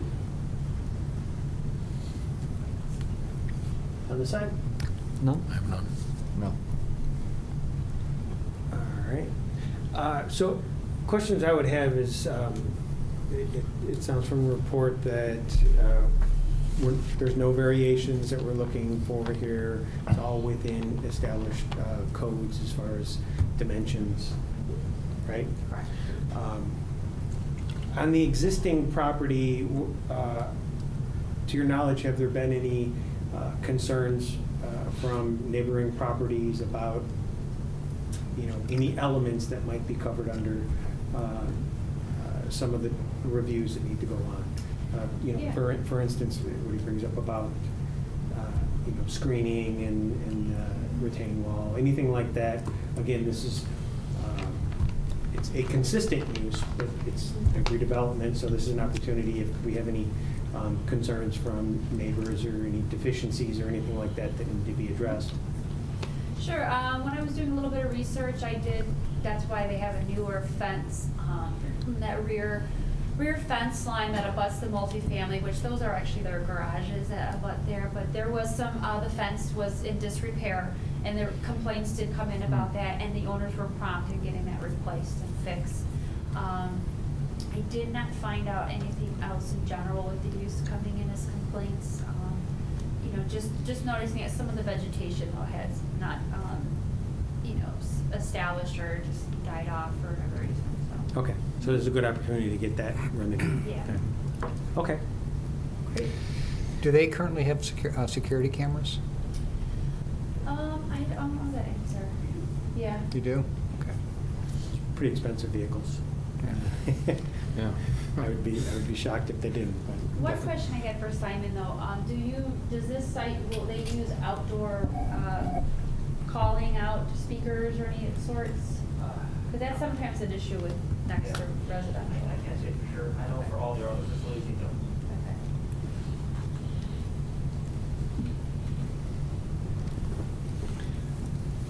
Okay. So if there are no further questions, the summary of open items that's in the report that I heard you say number 5, photometric, you've received that? So- Yes, I Okay, did. so we only have the 4 Correct. open items at this point. If I understand correctly, this evening, we are seeking action on this, is that, okay. So, the standards for site approval, we can go through there, just consensus down the commission, any concerns this evening that we need to address, that we would not want to necessarily take action on this item this evening? I have none. Okay. Okay, can we run through the standards for site plan approval? Sure. The proposed use is permitted in this district, yes. The zoning of B5 Automotive Service District permits for vehicle sales, automobile parts and accessories, and on-site repairs or alterations is permitted. That the proposed arrangements of buildings, off-street parking, lighting, and landscaping is compatible with the adjacent uses. They are within a corridor that is a major arterial road, but the south property line does abut to residential. They've made accommodations through fencing and screening to help address the perimeter to make sure that there are no impacts to those adjacent land uses to the south. The vehicle access, ingress, and egress from the site, nothing's changing with those points of access along 159th Street. That will remain. Circulation of the parking lot will be subject to fire department review once we get the final engineering in. However, again, this site plan was approved back in 2015 and 2016, and there were no known issues at that time. So I don't foresee any issues with that. That the site plan provides for safe movement of pedestrians within the site. The nature of this business doesn't really warrant much pedestrian traffic, but you will have employees and you will have customers coming through the parking lot. They provided the sidewalks along the building where you will see the majority of the pedestrian activity and access to the service areas. But we don't foresee any issues with the movement on the site. The sufficient nature of grass, trees, and shrubs, that's always a balance with our automotive uses. Obviously, they want to maximize their parking lot as much as possible, but they are giving us the opportunity for increasing that landscaping along the rear of the property to buffer from the residential, and that they will also maintain the existing landscaping that is there, and they will be adding some new landscaping per code with the addition around the foundation of those additions. The outdoor trash storage is going to be screened. There is an existing trash enclosure on the east side of the building area that will be used and will be effectively screened. All right. Any questions from the commission on standards? Okay. Seems there's not many concerns on this, and for one would say I think it's wonderful that we have some very well-known popular brands taking up that space. So, no further ado, I'd like to entertain a motion on this matter here. I make a motion to grant the petitioner Simon Yu of Simon Design Group site plan approval in accordance with the plan submitted by the applicant and standards for site plan approval proposed by village staff as may be amended by the Plan Commission at this meeting, subject to the following conditions. Number 1, the owner will need to enter into a retaining wall agreement for the construction of a retaining wall within the existing 20-foot public utility easement. Number 2, the petitioner will need to submit engineering plans for review. All approvals are subject to engineering. Number 3, the petitioner will need to submit a final landscape plan for the entire site. Second. Moved Commissioner Gray, second Commissioner Stanton. We'll take a roll call vote on this one. Engel, Yes. Annie, Yes. Gray, Yes. Augustinian, Aye. Aitchison, Yes. Vic, Yes. Stanton, Yes. Shaw. Aye. Okay, motion carries, and again, that one was unanimous, so it will go before the village board on the 21st. This doesn't need to go, this is, because no Oh, variations. site plan approval, yeah. It's final with you guys. that's They can final. work with us on Look at building that. permits and these outstanding items. Yes, okay. Thank you again. We appreciate you filling that spot. All right, last item on the agenda this evening is a workshop for the SIP Wine Bar at 1724 Oak Park Avenue, site plan approval and variations. Let's hear from staff. Yeah, so this is just a workshop today for site plan and variations for SIP Wine Bar, so no formal action today, but going over kind of the project that they're doing, some of the main points, and then some open items we have. Looking for some feedback from you guys or for your viewpoints on these. So again, this is the project's called SIP Wine Bar. This will permit an addition onto an existing non-conforming historic home within the Legacy District. There's several variations to kind of put this addition on the property. The existing home is, again, non-conforming in the Legacy District. It is called out in the Legacy Plan for its historical significance. The variations would end up allowing the petitioner to construct an addition on the south side of this space. This would include commercial space on the first floor, and then a second floor apartment that's 1,100 square feet. This project's located at 17424 Oak Park Avenue. It's in the downtown core. Most recently, this was Attic Door. I think before that was Tinley Video, if you go way back. So the existing site's currently a single building. There's a small parking area in the back of the property and to the north of the property. The original home was built in 1893. It's commonly referred to, well, I guess not commonly, but historically referred to as the Dini home or Diney home. I'm not exactly sure how to say it. Denai home. So the home, again, listed in the Legacy Plan as historically significant due to the age, the historical character. It calls it Victorian style. I'm not 100% sure if I agree with that, but it close to it. So the Legacy Plan also specifically calls out about preserving, rehabbing, and strengthening existing historic structures, including this original home specifically called out in there. There was an addition put on in 1993, so it was a 1,900 square foot addition. This part's not historically significant, but it does utilize similar materials, similar roof peak to it currently. So the property itself was recently subdivided. I believe it came before you guys for a subdivision of this property, and then the 6 or 7 properties to the south of this. There was lot line issues that went back a pretty long time. I think it was laziness of surveyors over the years, but was eventually caught because of this project and the sale of this property. So this property, as well as the properties to the south, were re-subdivided. This was previously 2 parcels. It's 1 parcel now. And now we actually have accurate property lines on all of those.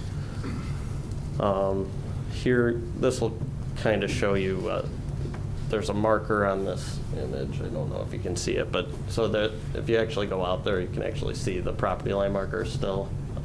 But this is kind of the area looking east between Mickey's parking lot is on your right-hand side, and then the subject property is on the left-hand side. So this is zone DC. It's downtown core in our Legacy District. Properties to the south, which is Mickey's. To the east is Citibank across Oak Park Avenue, and then to the north is the historic Vote Building, which is the future Banging Gavel property you guys saw a little bit ago. The property, those are all zoned downtown core as well. The property to the west is a parking lot that was, it was re-subdivided with the Banging Gavel property in a separate re-subdivision that's currently public parking. It'll be utilized kind of between the 2 properties, the Banging Gavel and then this property, the Sip Wine Bar. So that is actually zoned R4 though, and it's not part of the Legacy District, so that kind of feeds into one of the variations as well, is that it probably should have been included, but I think because there was residential garages on it, for the property to the west of that, they allowed access onto that I think it was categorized more as residential, but will now be public parking for the 2 properties. So the proposed use, and I'll leave the maybe exciting part up to the petitioner to kind of explain what his concept is, but I can say it's a self-serve wine bar on the inside, as well as a full-service restaurant. It includes a kitchen, full food service. There'll be indoor seating, a small standing room area, as well as 2 outdoor patios. So there'll be a patio on the front, which will be pretty minor or pretty small, with a few seats between the building and then Oak Park Avenue, just to kind of utilize the frontage, liven up the space. And then there'll be a larger patio added to the rear of the property that'll allow for some additional seating. It'll be covered with a permanent structure as well as a permanent knee wall that runs around it. So there's similar self-serve wine bars. I know there's one in Naperville. I think there's one in Chicago too. There's also kind of similar concepts for beer, where it's kind of your self-serve beer. They have kind of checks when you walk in there. They check your ID. They would take your credit card, kind of give you a key fob or some kind of card that'll track your purchase of liquor, and help you, or you can dispense what you want through there. I guess I'll leave that a little more up to the petitioner to describe his concept there. The petitioner has also had some discussions with the Banging Gavel Brewery, kind of utilizing that connection between the 2 properties, 2 historic properties. One's going to be kind of beer oriented, one will be a little more wine oriented, both with food and with that outdoor patio space Banging Gavel has. I know they've had some initial discussions just to kind of maybe bring those 2 concepts together, and hopefully lead to both their successes for a long time. So the new addition includes, in addition to the first floor space that'll be primarily kitchen, there'll be a partial basement that'll be storage for the restaurant.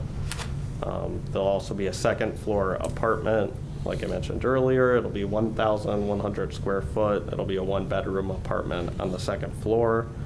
Access to that will be through the rear of the property through a separate private stairwell. There'll be a small private patio area for that apartment as well.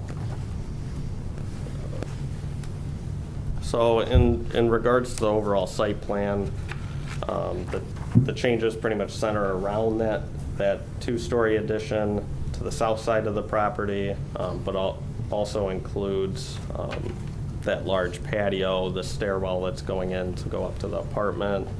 They're making some changes to add the patio in the front as well, and then landscaping to the east. So the rear patio is going to be enclosed by a knee wall. It'll have a metal canopy roof over it. The front patio will be along Oak Park Avenue. It'll be enclosed by a 3 to 4 foot fence. It'll also be buffered by landscaping on the private side of the property as well. So the addition that's going in here is has been designed to kind of work with the existing site, the existing historic home, the significant home that's on that property. Kind of keep the character of what the property is, which is, it was originally developed as residential. Obviously, it's in the downtown core and has a much more commercial use to kind of keep it alive. And it's a good commercial property in the center of town, so they've kind of worked these additions into the property to kind of try and keep the character of that property intact as much as possible, while still allowing it to be a active commercial site. So obviously moving the property isn't really feasible, or the structure isn't really feasible, so they've again kind of try to work with that. They've matched the setback of the original home, and then kind of the peaks and the style and the materials that are used in that home currently. One of the outstanding items is that the plans kind of show the property, or the building addition going kind of straight up to the property line and then it running straight into Mickey's parking lot. If we kind of go back to the existing property, there's actually about a foot and a half of landscaping of that rock that's still on Mickey's property. And then their proposed addition's another 1 foot 2 inches from that, from the property line in. So that'll allow them to, for the roof overhangs, the foundation, that gives them that little bit of buffer, not going straight up to the property line. So one of our open items is revised plans kind of showing that current situation there at the property line. With the legacy code, it does ask for alley dedications. Alleys are kind of support a walkable downtown, so that way you don't have curb cuts on every single property. You're kind of allowed to access them in the back. So the dedication is typically 25 feet because this backs up to a property that's technically not in the legacy code district. It adds on a little bit extra space than what's typically required. The petitioner has agreed to do that, so they, after the packets went out, they were able to get an easement document into us, so that'll be in your packets for next time. We have our attorneys looking at it now, but everything looks good from our kind of initial look at it. It won't be a formal dedication, but it will allow easement access. We've done this with similar properties in the area of Painted Turtle. There's some other properties kind of further north where we're not going to build an alley right now. It doesn't connect to anything, but we want to be able to have that access in the future. We want to be able to develop that system as properties redevelop. So the second open item, which was on your staff reports, that has been taken care of. So they submitted the plat, and we'll have that to you guys next time. And landscaping, so they added landscaping throughout this, kind of buffering that front patio area from the public sidewalk and from the public way, as well as along they kind of beefed up the landscaping on the east side, brought it out, poured some new curbing, made it a little more substantial, which also helps direct traffic, give them a clear driving lane out there, which isn't very clear right now. So at least on the subject property, there'll be kind of a clear driving lane when you're entering the property. They did try and use kind of some historically significant heirloom landscaping that our landscape consultant kind of recommended. So they try to incorporate that as much as possible. There's also the part, though, where they're looking at salt tolerance, low maintenance type plantings that are common on commercial properties, just because of their use, the amount of traffic that goes on out there, salting and plowing. It's pretty hard to maintain, so they've used them in there, but they've also didn't go all the way with everything, just because of the practicality of having, kind of historical high maintenance plants on a commercial site. Also, typically there would typically be 2 street trees required on this property. Our staff recommendation was only 1 that was through police and our public works. There's the drive aisle that accesses this property, and the now public parking to the east, or sorry, to the north. To the south of that is a drive aisle that enters Mickey's parking lot, and then there's also a light pole that's out there. So trying to fit 2 trees in there blocked either visibility or light from the light pole. So they located 1 tree out there that'll help kind of give it some substantial. As you kind of go down Oak Park Avenue, you see typically the properties that have redeveloped have street trees. The ones that don't have it. This one, but we want to get them where we can, and this one kind of just the best thing that worked out there was 1. Possibly in the future, if maybe some of those drive aisles go away, we'll be able to get a second one.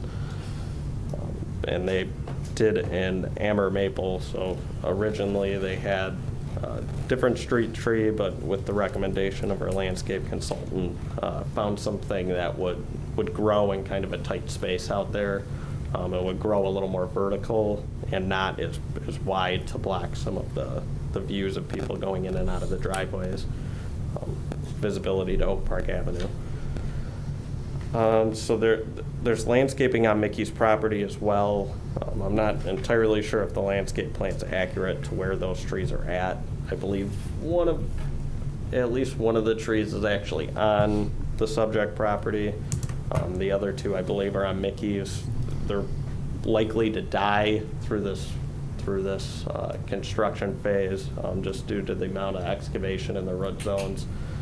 So we have asked them to update these plans to recognize that those are going to need to be cut back, probably removed through this construction process, and then also work with the Mickey's property owner for their replacement. So I think they were pretty open to doing that and kind of seeing where they are, and if they're in the way, removing them, and if they die.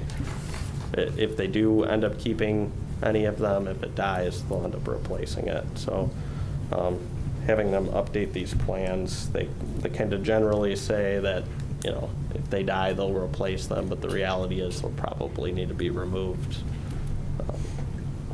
before construction even starts on it. So.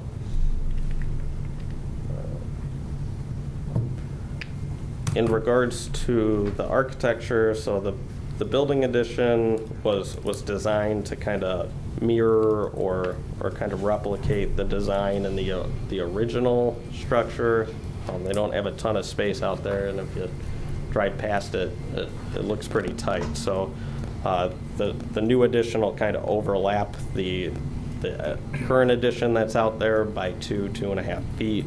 So they've kind of got that space to play with. They didn't want to take an exact mirror of the residential house that's out there now, and just due to it looking kind of funky if you directly mirror it, as well as just the utilization of space. They have kind of used the peaks, the same kind of design. They've carried some of the architecture over from that original building. And again, kind of utilizing that.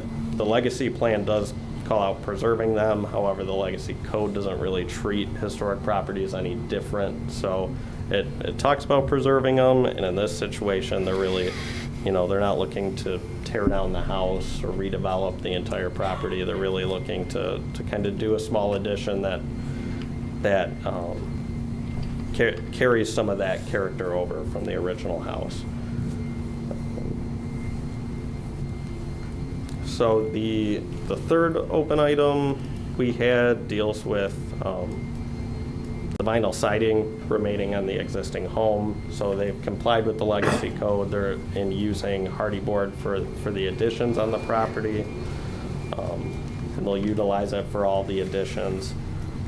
The existing home is proposed to remain as vinyl siding, so they do have it listed on the plans as aluminum siding, but we went out there and it was vinyl. That's open item number 4, just to revise that. Open item 3, though, is just talking about the use of vinyl siding, or keeping the vinyl siding on the existing home. They've requested this or proposed this kind of for financial considerations, as they're doing hardy board on the new additions, but the vinyl siding's in pretty good shape, so they kind of want to keep that. In the future, if they did replace the siding there, it would need to be hardy board siding that complies with the legacy code. So we're going to leave that kind of up to you guys to decipher that. Should they really be carrying the hardy board through? That's, again, usually our preference, and the preference in general, that you use the same material just to carry the same look, the same color. It's pretty hard to match vinyl siding and hardy board. But again, they have some financial considerations they're looking at in this project. The outdoor patios being designed to utilize high-quality materials as well. They're maintaining kind of a residential appearance to it. It'll have a metal roof, but the columns are kind of copied from the front porch columns. So they utilize kind of the same look as the columns themselves, and then those kind of ornate details on the corner on that porch are being carried over to the back patio as well. There's a 3 to 4 foot high wrought iron fence that's kind of typical of your residential homes as well, and that's being utilized for that front patio area. So kind of trying to keep that residential feel. Sorry, I did it. So an open item not in your guys' packets that we did want to address here too, though, was the south side of the property, which has, sorry, they proposed kind of using fake window designs that would show the siding kind of behind them. Due to its proximity to the property line, that south side of the building can't have any penetrations in it, so no windows, doors, vents. It's a kind of a fire code thing, and if you can kind of, just a practical thing as well, is if Mickey's property could also develop up to the property line, would you want 2 windows kind of looking into each other? It can be a funky situation. The thought here was that they could kind of try and carry over a residential feel. They carried the banding around to that side, but having fake windows can also look a little funky. So we were kind of between this place of do we have fake windows? Do you just take them off, or is there some other option on that wall that you can kind of dress up? Because it will be, as it sits now with Mickey's property, it's unlikely they're going to develop the parking lot there, so it'll be pretty visible. But again, there's not much you can do with adding windows, doors, or anything else that would create a penetration in the wall just due to the fire and building codes. So signage, so they are utilizing wall signage on 2 of the elevations, on the back and then in the front. These will either be flat mounted or projecting signs, so they haven't directly called out which one they're going to do yet, but they have shown on the elevations a flat wall sign in the front of the building. There will also be a single-face monument sign that's proposed at the north entrance to the site and then to the common parking lot. So there's a variation included for that sign because it can't be a full 10 feet away from the property line in the drive aisle. The proposed location's kind of pushed back. It's a single-faced sign. It's about 5.5 feet tall, so they've pushed that as far back kind of towards the building as they can. Wouldn't block any views from either of the drive aisles. So the sign's, again, relatively small in comparison. Height and size requirements of the legacy code allows, but they are asking for a variation for that setback to allow them to have a ground sign there, just because of the tight property lines and the small property that they're working with. So the main concern with signage, again, is the wall sign that's on the front of the facade. Kind of overlaps the banding they've carried across. That kind of ties in with the original porch, so they kind of have a sign placed in the center of that. So that's one of our concerns, is that can you reduce the size of the sign, change the location of the sign on the property, or flip the existing lights. There's lighting above the signage right now. Would you be able to flip that down below the sign? It wouldn't illuminate the sign then, but their primary use is to kind of illuminate the patio area below it. So it would still illuminate the patio, but not the sign. And then you can move the sign up maybe a little further and off that banding. So that is our 5th open item, is just to consider that sign. Is it acceptable where it's at, or can there be some changes made there that'll kind of help remove it from blocking the architectural element, which typically isn't allowed by our code. The lighting on the site is going to be wall-mounted gooseneck lighting. This is in compliance with our legacy code. It's used elsewhere. I believe Ed and Joe's, Primal Cut, they all kind of have the similar style gooseneck lights. They're utilizing lantern-style kind of residential lights that'll be on the porch, so this will help illuminate the patio below the existing structure, but also not attach gooseneck lighting to a residential structure, which isn't very common. So they've used kind of these lantern lights that tie into the kind of details of that existing home, again, to kind of try and enhance that structure where they can. Kind of keep that residential character alive.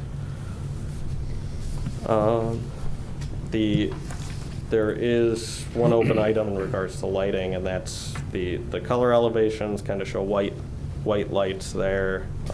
The plans indicate it'll be black lighting, so just clarifying what color lighting that'll be, and then updating the plans to reflect that. Parking on the site, so there is street level commercial, and the downtown core doesn't require any parking, minimum parking requirements.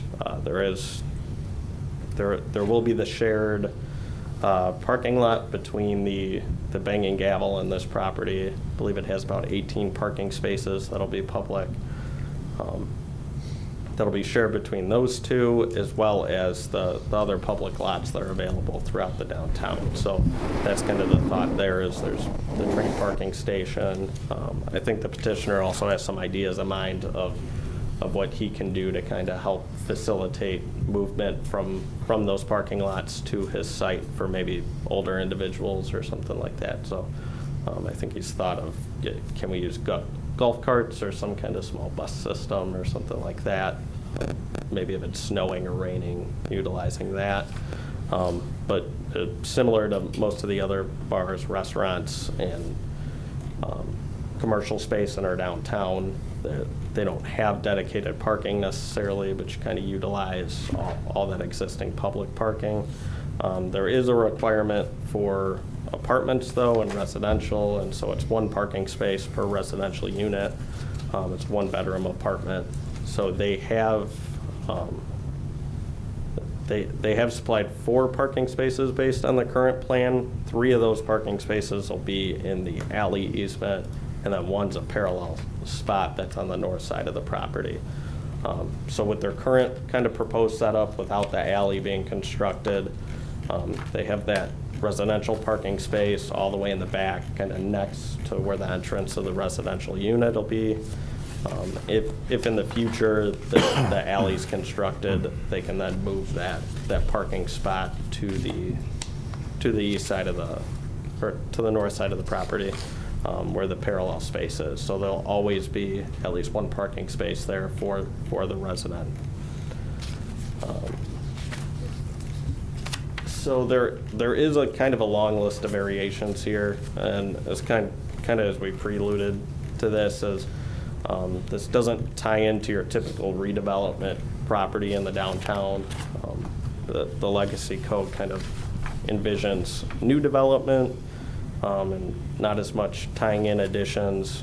In this case, it's pretty unique to have a residential or a commercial property in the downtown that has residential character, has historical significance.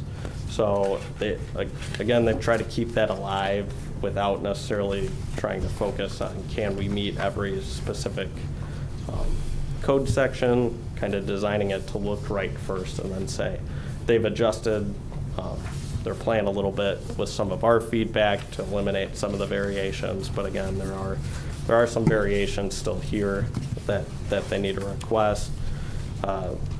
Again, the majority involving just kind of mirroring the frontage and the architectural detail. Just to kind of quickly go through go through some of them. The first variation they're requesting is to permit public frontage buffer width of 3 feet instead of the minimum 6 feet. So typically that's in a redevelopment site, you'd have some exchanging of property there to kind of beef up the public frontage. It's existing out there now and kind of ties into the rest of what goes around on Oak Park Avenue. So they're proposing just to keep the public frontage as it exists today and to tie it in with the existing alignment and public improvements that are utilized around them.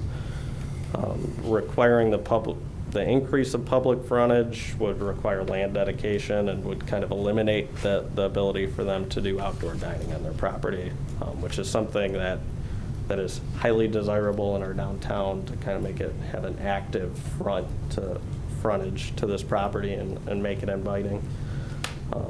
So the second variations to allow a private frontage other than one that's typically required by the legacy code.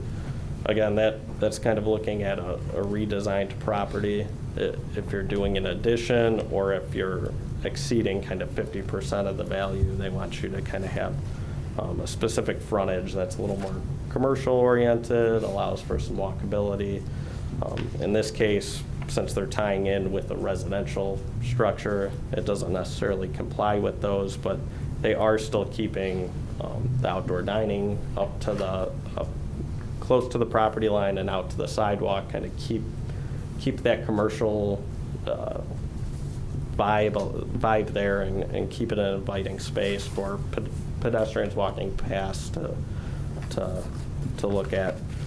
The third variations to allow the addition to be 2 stories instead of 3 stories. So typically you have to have a minimum of 3 stories, just kind of trying to keep a common level going down Oak Park Avenue. And in the downtown core, kind of have some density there that'll kind of help support the commercial the town's looking for. Having a 3-story addition on this property would look pretty out of place. The historically significant homes only 2 stories or 2.5 at most. The proposed addition is going to have a similar height. It'll be slightly taller, but it'll still only be 2 stories. And this is kind of keeping, again, with that historical and residential design that already exists on the property. The front yard setback is, again, that kind of same thing, keeping the setback that's there in line with the new addition, not really changing anything in regards to that setback. The north side of the property,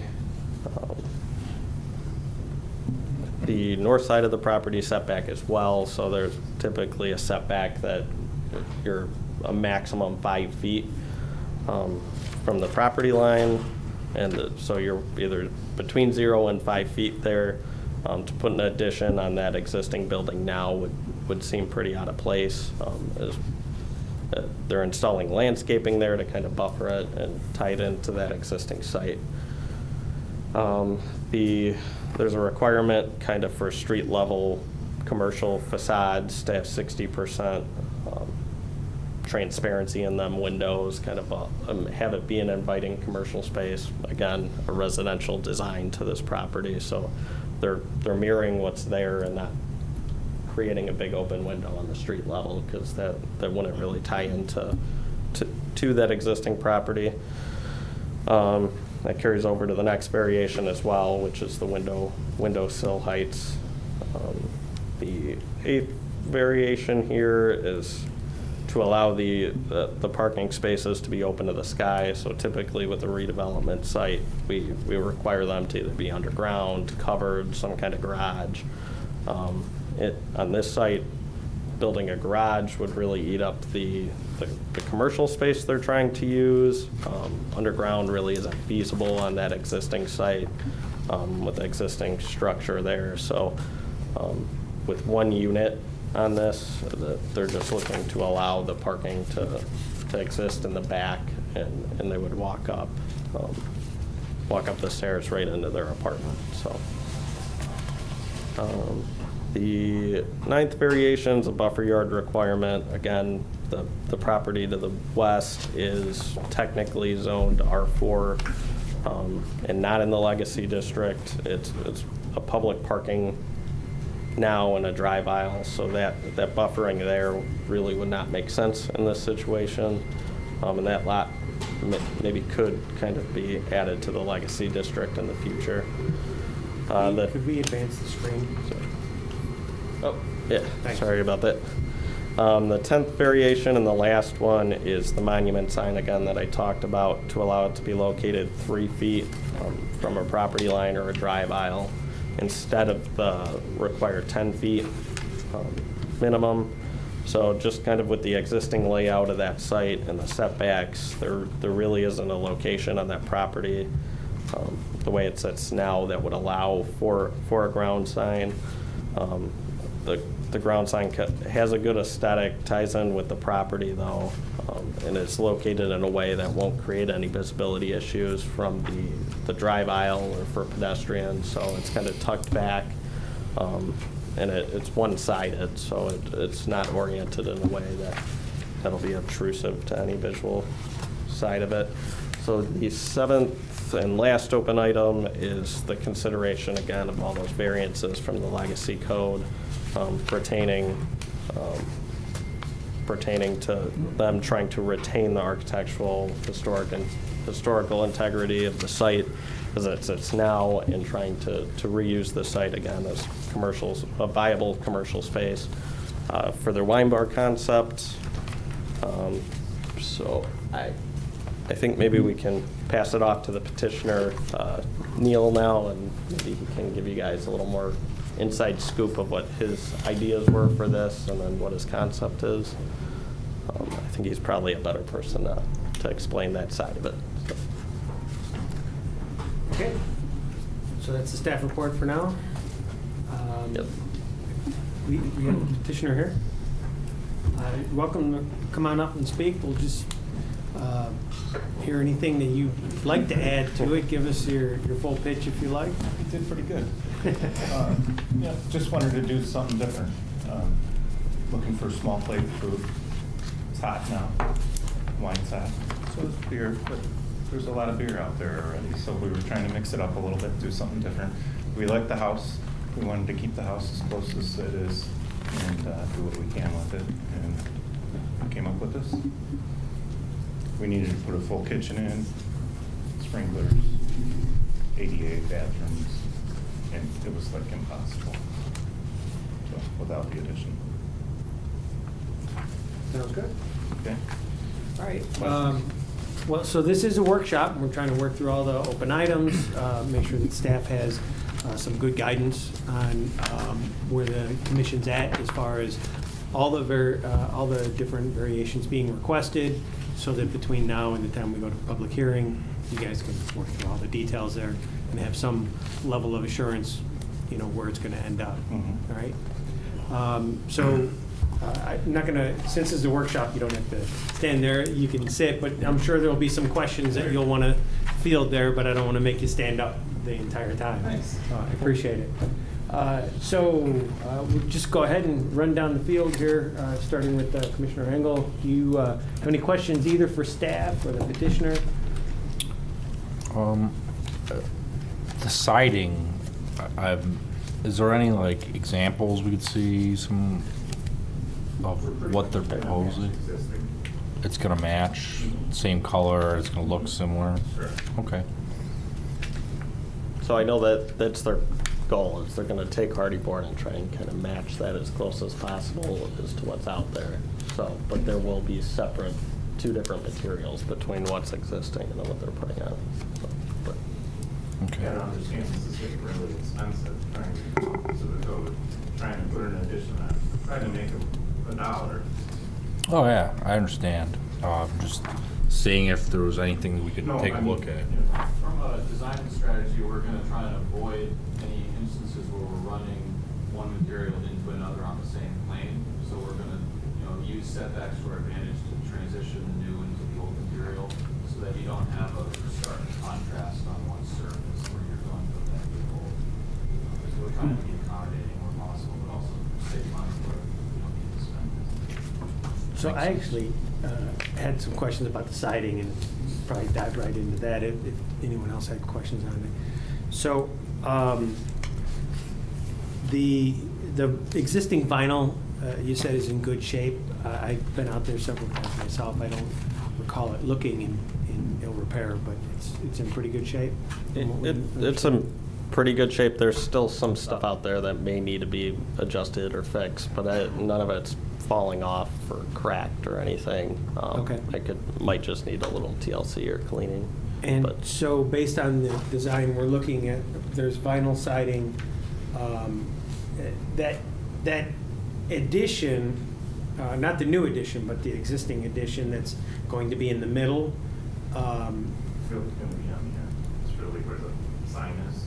That's the addition. No, what I'm saying is the structure as it sits right now, the original house is the two-story, and then you have that little, what's going to be the middle section. Between the peaks, I guess, right Okay, now. sure. That exists right now. Is the face of that is currently vinyl as well. Are you going to be replacing that, or is that gonna, your plan is to? We're gonna be modifying the roof structure a little bit to enable us to put that new mass on the other side, as well as increasing the single door to the double door that you see.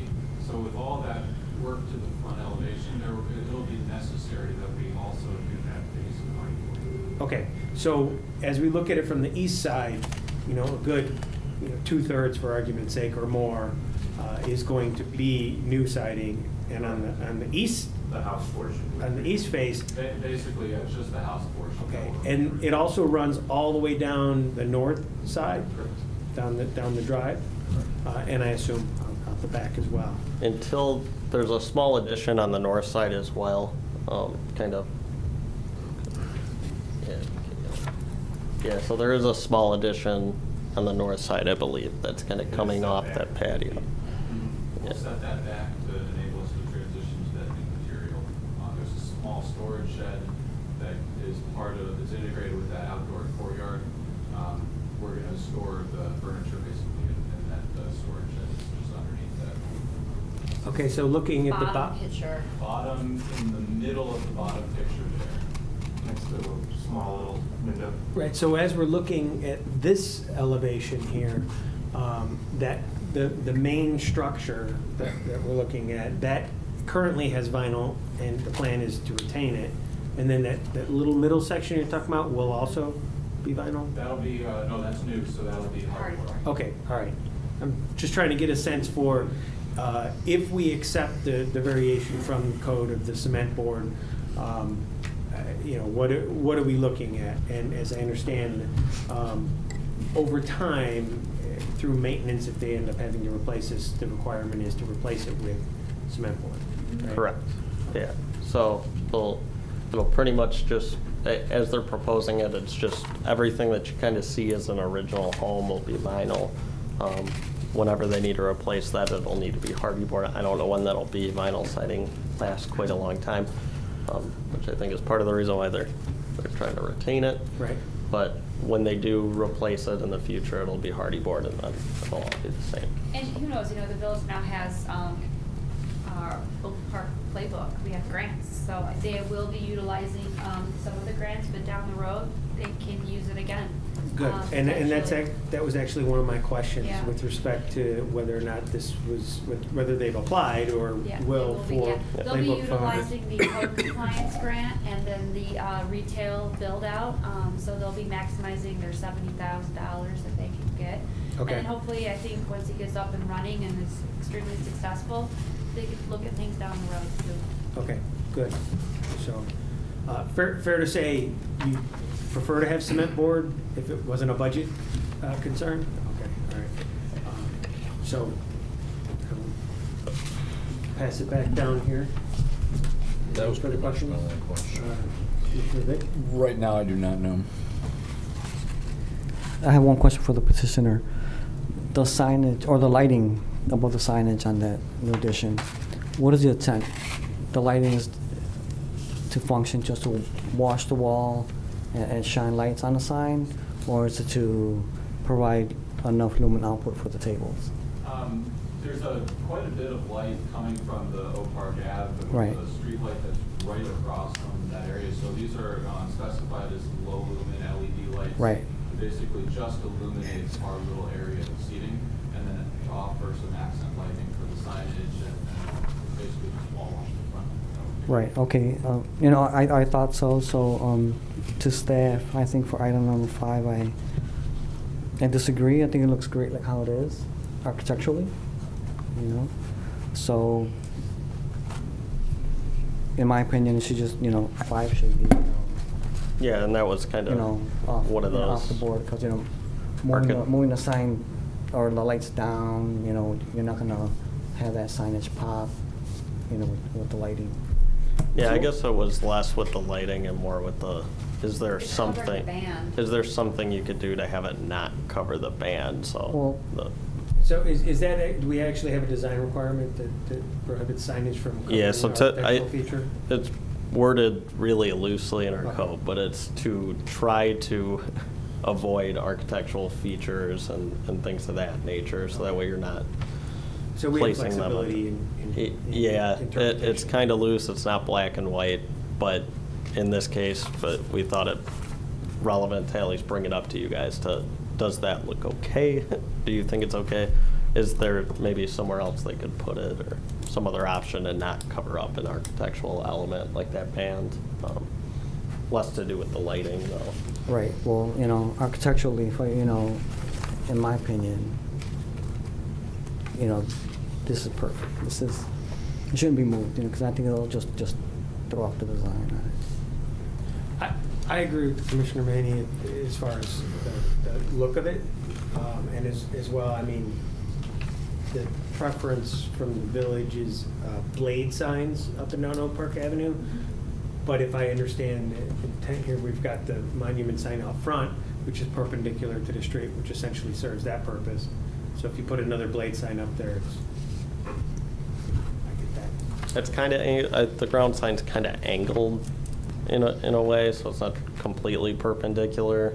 But I guess that'd be up to, so it's kind of angled towards, I guess, Citibank in a way, not directly. It's one-sided too. So Yeah, and it's really one-sided. integrated That landscape to announce the entrance to the drive, and less so to really announce the presence of the building to Oak Park Ave. It's Gotcha. a small landscape element. Yeah, really more kind of identification of the site and that entrance is kind of the main entrance. So that was one of our other recommendations is could they do a blade sign? It would still have equipment on the facade then, but it would be a blade sign up there, so. Okay. Any more points, questions? No, I think that's it. Okay. Headed down this way, Commissioner Gray?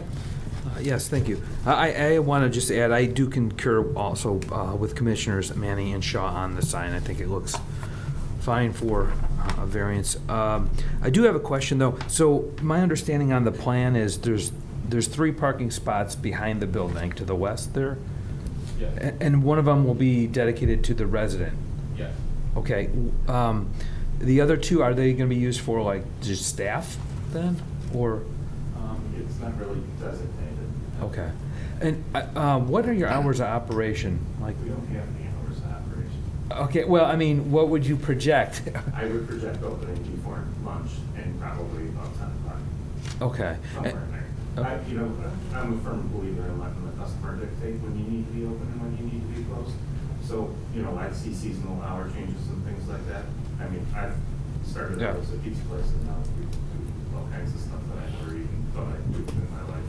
So you just never know. The customer kind of takes you in a different direction sometimes, and you gotta either follow it or say, hey, I'm stubborn, I'm gonna stick with what I'm doing. And the liquor commission, I think, will probably have some, their liquor license will probably have a good control. Apply, you So, can apply and say, these are gonna be my hours, Yep. they're gonna accept them, you can say yes, and if I shut down and say, hey, we're not gonna open at 11 o'clock during the week, we're only gonna do the weekends or summer hours, we're a walking district, well, it makes sense to be open all day in Correct. summer, but in winter, who's walking in the snow? Right. So I'm assuming most of your customers, it's going to be walk up or like from the residential areas or are they just going to, are you assuming they'll park at like Hickory Street and the train station? And that's what I was getting at, like, There's tons of parking there. I mean, Right. at 4 o'clock it opens up. Okay. So we have 20 spots between us, and we still have public parking right across the street. Yeah. Me and Jim have been talking about doing an electric vehicle. Yeah. The police department said if you follow certain rules, it's allowed, and, that's a good idea, because one of the things I was going to mention is, like, in terms of perhaps one of those 3 parking in the back could be dedicated to handicap, perhaps, but if you have a shuttle bus, I think that probably would, I'm just saying as a consideration, but it sounds like you're going to have most customers walk up, and that was the thing, is peak hours, when you have the train station, people are at work, you get, yeah, right, so. Over by the Banging Gavel side, there's Yeah. 2 spots. Okay. that's your parking. Okay, And fair that is enough. our public parking lot, so Yeah. if we need to make adjustments as a village, we could, Okay. we need to. They may need to be adjusted where the, closer to, Yeah. because it's kind of redevelop, it's obviously changing where these entrances are kind of happening, so we can maybe adjust those in the future as they maintain that lot. Okay, fair enough. Okay, thank you. Commissioner Aitchison? None at this time. The patio area, what do you, I see it's covered. Is that going to be just a seasonal, or is that you're going to try to use that year-round? What is? I don't know if I could ever get year-round out of something like that. I would try to extend the season as long as possible. What we look at later on, doing something to throw heat in there, portable heaters or something, probably. If the opportunity, here it's a cost thing. We're spending so much money already trying to bring the property up. At a later date, if we're successful, there's opportunity to go after it. And what? Plan for it. Yeah. What's the capacity of that patio area based on? I'm gonna guess and say about 60. Probably tell you exactly. Yeah, 60 exactly. And the restaurant and wine bar itself? We've got tables for 24 inside, tables for 24 outside, and then some standing room for, we're estimating about 50 additional. So So if you were to really. about 125, if you were wall-to-wall people, about 125? And for the record, there's no bar. It's basically a counter. We're not doing that. No, No, I mean, because that's what, when we say, sit wine bar, it's not an actual bar. It's a counter that you can come and interact with us. It's self-serve, so when you get your smart card, you get to go to whatever machine you want, pick whatever you want, how big of a glass you want, so you can get a sip. I actually, while we were sitting here, went and did some online research someone mentioned someplace in Naperville, and I actually pulled up the website to look to see that concept and listening to yours, and yeah, Theirs is very crowded, they're a lot more expensive, their plates are a lot bigger, they sell a lot of junk. yeah, but conceptually, I was trying to understand, yeah, I realize you're looking to create a new niche for our community, yeah. Absolutely. And I like this layout, having been there, this layout I think is better, and I think, Kimberly, there's this kind of spotty Well, around there. just looking so it at- kind of feels crowded. Looking This at one photographs is a little more. online, it appeared to be rather hodgepodge in that the Yeah. location in Naperville. I looked at, there's a few in Chicago that have the similar concept, so I was Yeah. sort of scrolling through and trying to visualize in my head. These make great venues for small parties, a lot of people will do probably wedding showers and stuff like that, and it's, because you said you're flexible with your hours, you're not a full-blown restaurant, so you don't have to have a lot of staff there, but a lot of people like to rent the room out for the day and on a Sunday. Well, the charcuterie concept will be real popular in my house. Yeah. Commissioner Stanton? Entertainment, are you planning to have any sort of entertainment besides yourself? Not the bands or anything, I'll worry about them. And security cameras? Are you, okay. Almost everybody has. Right, and then lighting around the whole building, front and back? Lighting on the south side at all because of the lot line issue. Right. Right. But everywhere else, we're pretty much covered. Exactly, there's a little flood that's higher on the existing the old original building that casts some light onto that parallel spot. And then there's some lantern lights on the west side that shine lights onto that parking area, and then there's the lights that are talking about that shine on the top. And then the front's got the fencing in the front, that's what, 3 or 4 foot tall fence? Right, I believe the ordinance is for a wrought iron open style, 3 foot tall, so we're just meeting within that. Okay. Which would match pretty much Mickey's. Right. What Jim's trying to do. So I was thinking with Bang and That Gavel. should blend Right. really nice together. Good. Thank you. All right, good. So, a couple of points here, just on the entertainment, the music question there. Given what Tinley Park is attempting to do with their branding, I would hope that, much like Primal Cut has a little corner over there and they have someone play, that I would assume that at some point you guys would entertain that, maybe not full-blown band, but. I could see doing like doing pianos or something like that, more to our setting. Yes. But not, the rock band. Oh, yeah, absolutely, yep. So I just had a couple of questions here for staff. Do we have a parking lot easement for Mickey's already? No, not for, so I believe they redeveloped prior to the legacy code requirement, so there's no easement over there. And that's kind of the biggest obstacle left on that block. Right. Now with Bang and Gavel, the parking lot and the bank site could potentially be redeveloped in And the their- future, but the their Mickey's one's dumpster pretty is in the way. set for right now, but who knows, maybe they want to redevelop that parking lot or something in the, Might be something more some used. TIF or playbook funds that could entice them, I guess. at Yeah, some so- point. But considering that, that there's basically going to be a 0 lot line and that Mickey's parking is right there, is there, you guys don't have a parking lot agreement or plan with Mickey's, do you? To use the parking lot? Yes. Any? We're not using the parking lot. Right, but I'll tell you what I've seen in other communities like Tinley Park who have this sort of thing. Parking spaces get to be a bit of a land grab and a fight, and then you start to see a proliferation of these signs, individual signs, this business only, this business only, this business only. And, as someone driving around trying to find a spot, I've literally just left the town because, you can't park in this one, can't park in that one. So the good thing that you have going for you is, as you said, all the villages parking lot there and the metro and all that. So I could foresee that. Ma'am, did you have I have a question. Okay.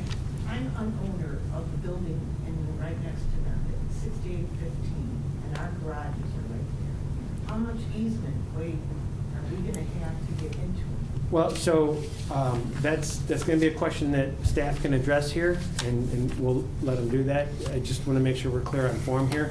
This is a workshop for the commission, for us to try and work with the petitioner and with staff, get through a bunch of questions. But one of the items on my list was, what sort of things are in place to mitigate neighbor concerns. There will be a public hearing for all these things, but it's best if we try to know about, questions in advance so that when we get to a public hearing, hopefully everything's been worked out. So, did you Yeah, I have- can answer. So, just to answer that question, so if you kind of look at the top aerial photo, that kind of shows the property line of the existing property. So really, nothing will change on the access to those garages. That whole access there in the parking next to your garages is all public now and owned by the village. So anything they're doing is only on their property, and there'll still be plenty of space there. I was just asking another question about, because I don't know how far you can go. Garages. Well, right now, there's at least 25 feet going out. Yeah, well, yeah, so there's 25, so they're gonna have, I believe, About 60 feet Yeah, so there'll be, and then that alley gives you additional kind of space there too, where there's never gonna be an actual building placed, in addition to the lot width. Okay, let's see, moving on here real quick.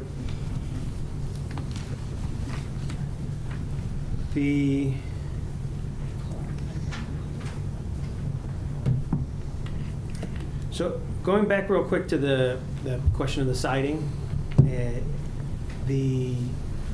I'd be interested to hear from the commission and staff.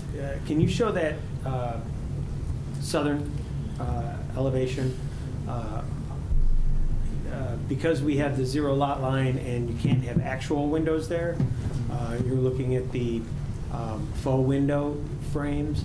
For me personally, it's kind of hard to imagine, what that's going to look like. And I think from what you described, it's just going to be like a box frame, and the siding will be in there. Yeah, that's kind of what's proposed now, is just a box frame siding. I'm sure that's going to be trimmed out really nice and all that. I will just say, for my part, my preference, that doesn't really do a lot for me. We did that to try to. No, Yeah, I did. It was kind of a response to our comment of, could you do something on that side? Yeah, because we No, that's preferred fair. real And- windows. And I recognize that a big, long, expansive wall is kind of, could be, jarring and shocking. You're trying to break it up a little bit.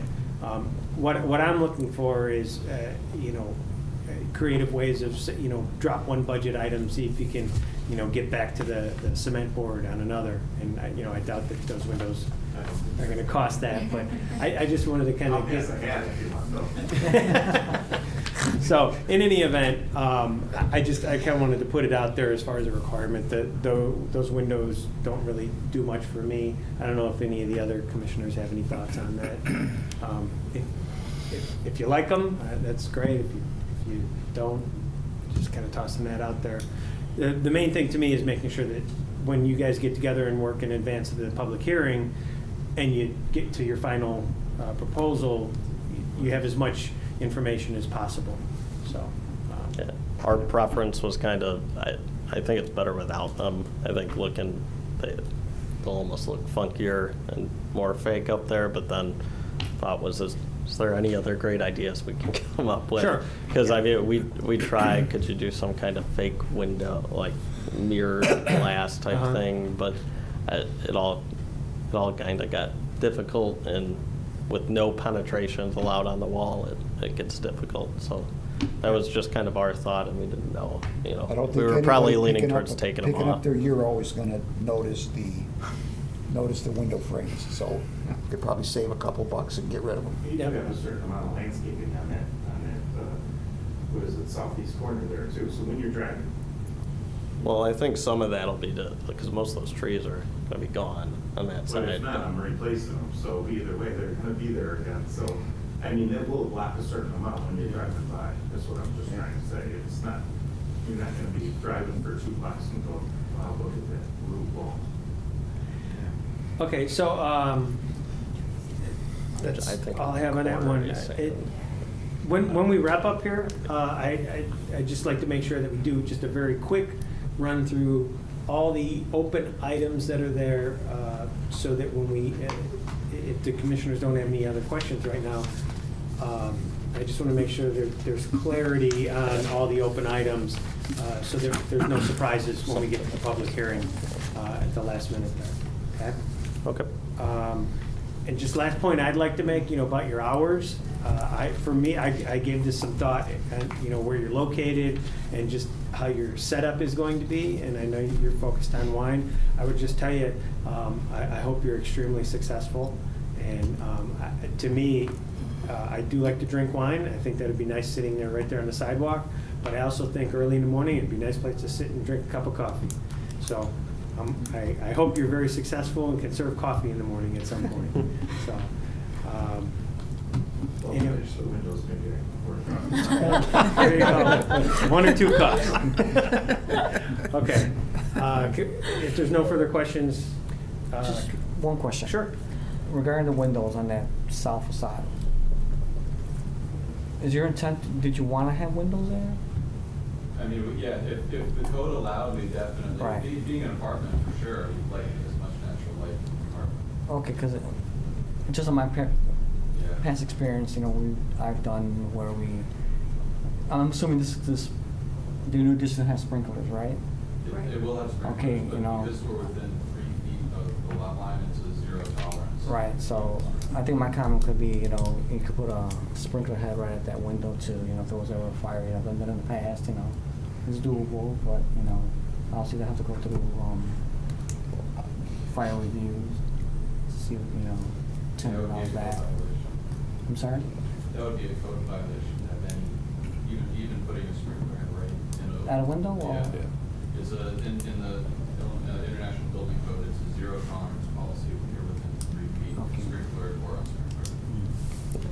So the one alternative you could do is could you set it back 3 feet, but that reduces their apartment size, their commercial space. Is if they set it back more than 3 feet, then they could get windows in there, but that kind of defeats part of their purpose of putting on the addition, is trying to maximize and get as much space out of that as possible. In general, the intent, I think, of the legacy code too is to kind of get as much density and kind of fill up the downtown space. So when they were within that 3 feet, kind of took that option away, it looks like, so. Okay. Could we do a quick run through of open items, just so that we make sure you guys have, That's not gonna go.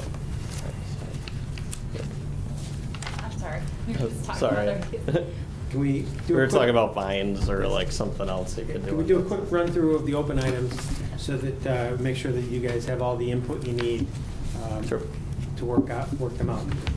Yeah, so the first open item was to revise the plans to the correct setback, or show the correct setback to the Mickey's parking lot, which has 1.5 feet approximately from the parking lot to the property line, and then another 1 foot 2 inches from the property line to the new addition. So just kind of showing that. I think they can probably get updated plans on that. The second was the easement. The easement document for the alley, which was submitted, so that was already kind of taken care of.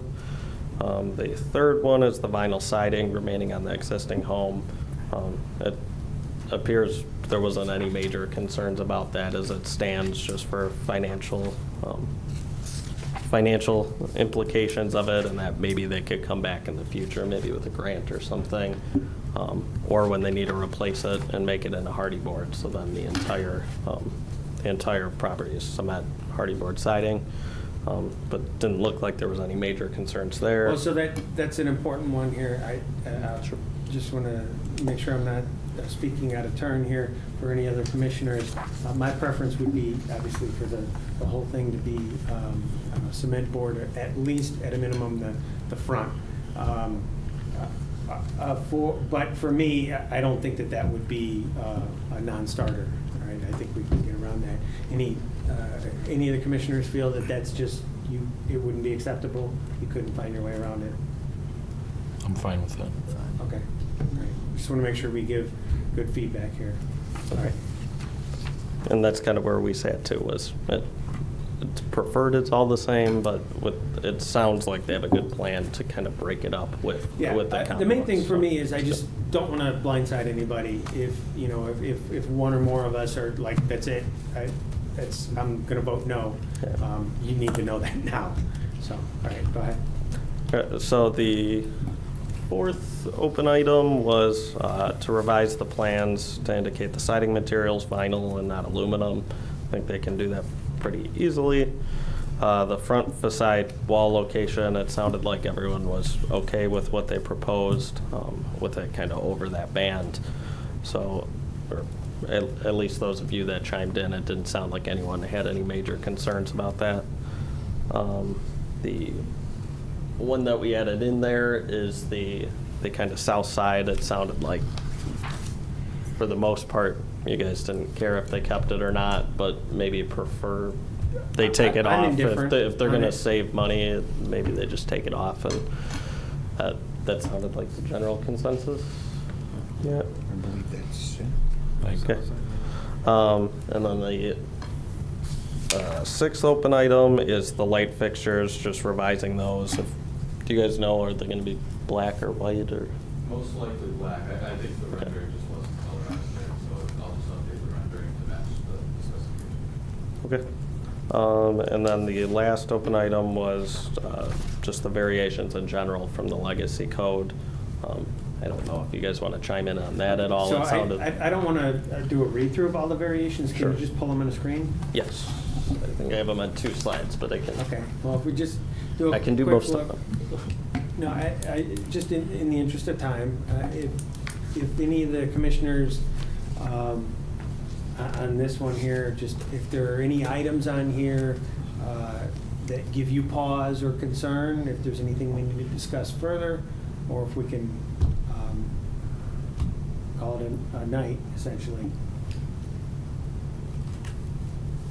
I have no Any- concerns on it. No, nothing that needs further discussion on there? Okay, great. Just want to make sure you guys have, kind of a good path to go down there. So, do you guys feel like you have good direction, some good feedback there? Yep. I think we covered all the open items and concerns we had. Great. So I appreciate it. So as a matter of form, we're kind of done with the workshop there, unless you had some additional comments to make. I get a sense that there's some folks here from the public who might want to speak on this item here. No? Okay. Okay. All right. Good. Because we do have public comment coming up here, and in the event somebody wanted to speak on this matter, I would ask you guys to hang around. But seeing as there is none, I think that concludes that item. We'll be back here August 16th for their formal public hearing. Yep. All right. Thank you so much for your time. Appreciate it. And I'm looking forward to it. So, the last thing we have to do tonight is public comment.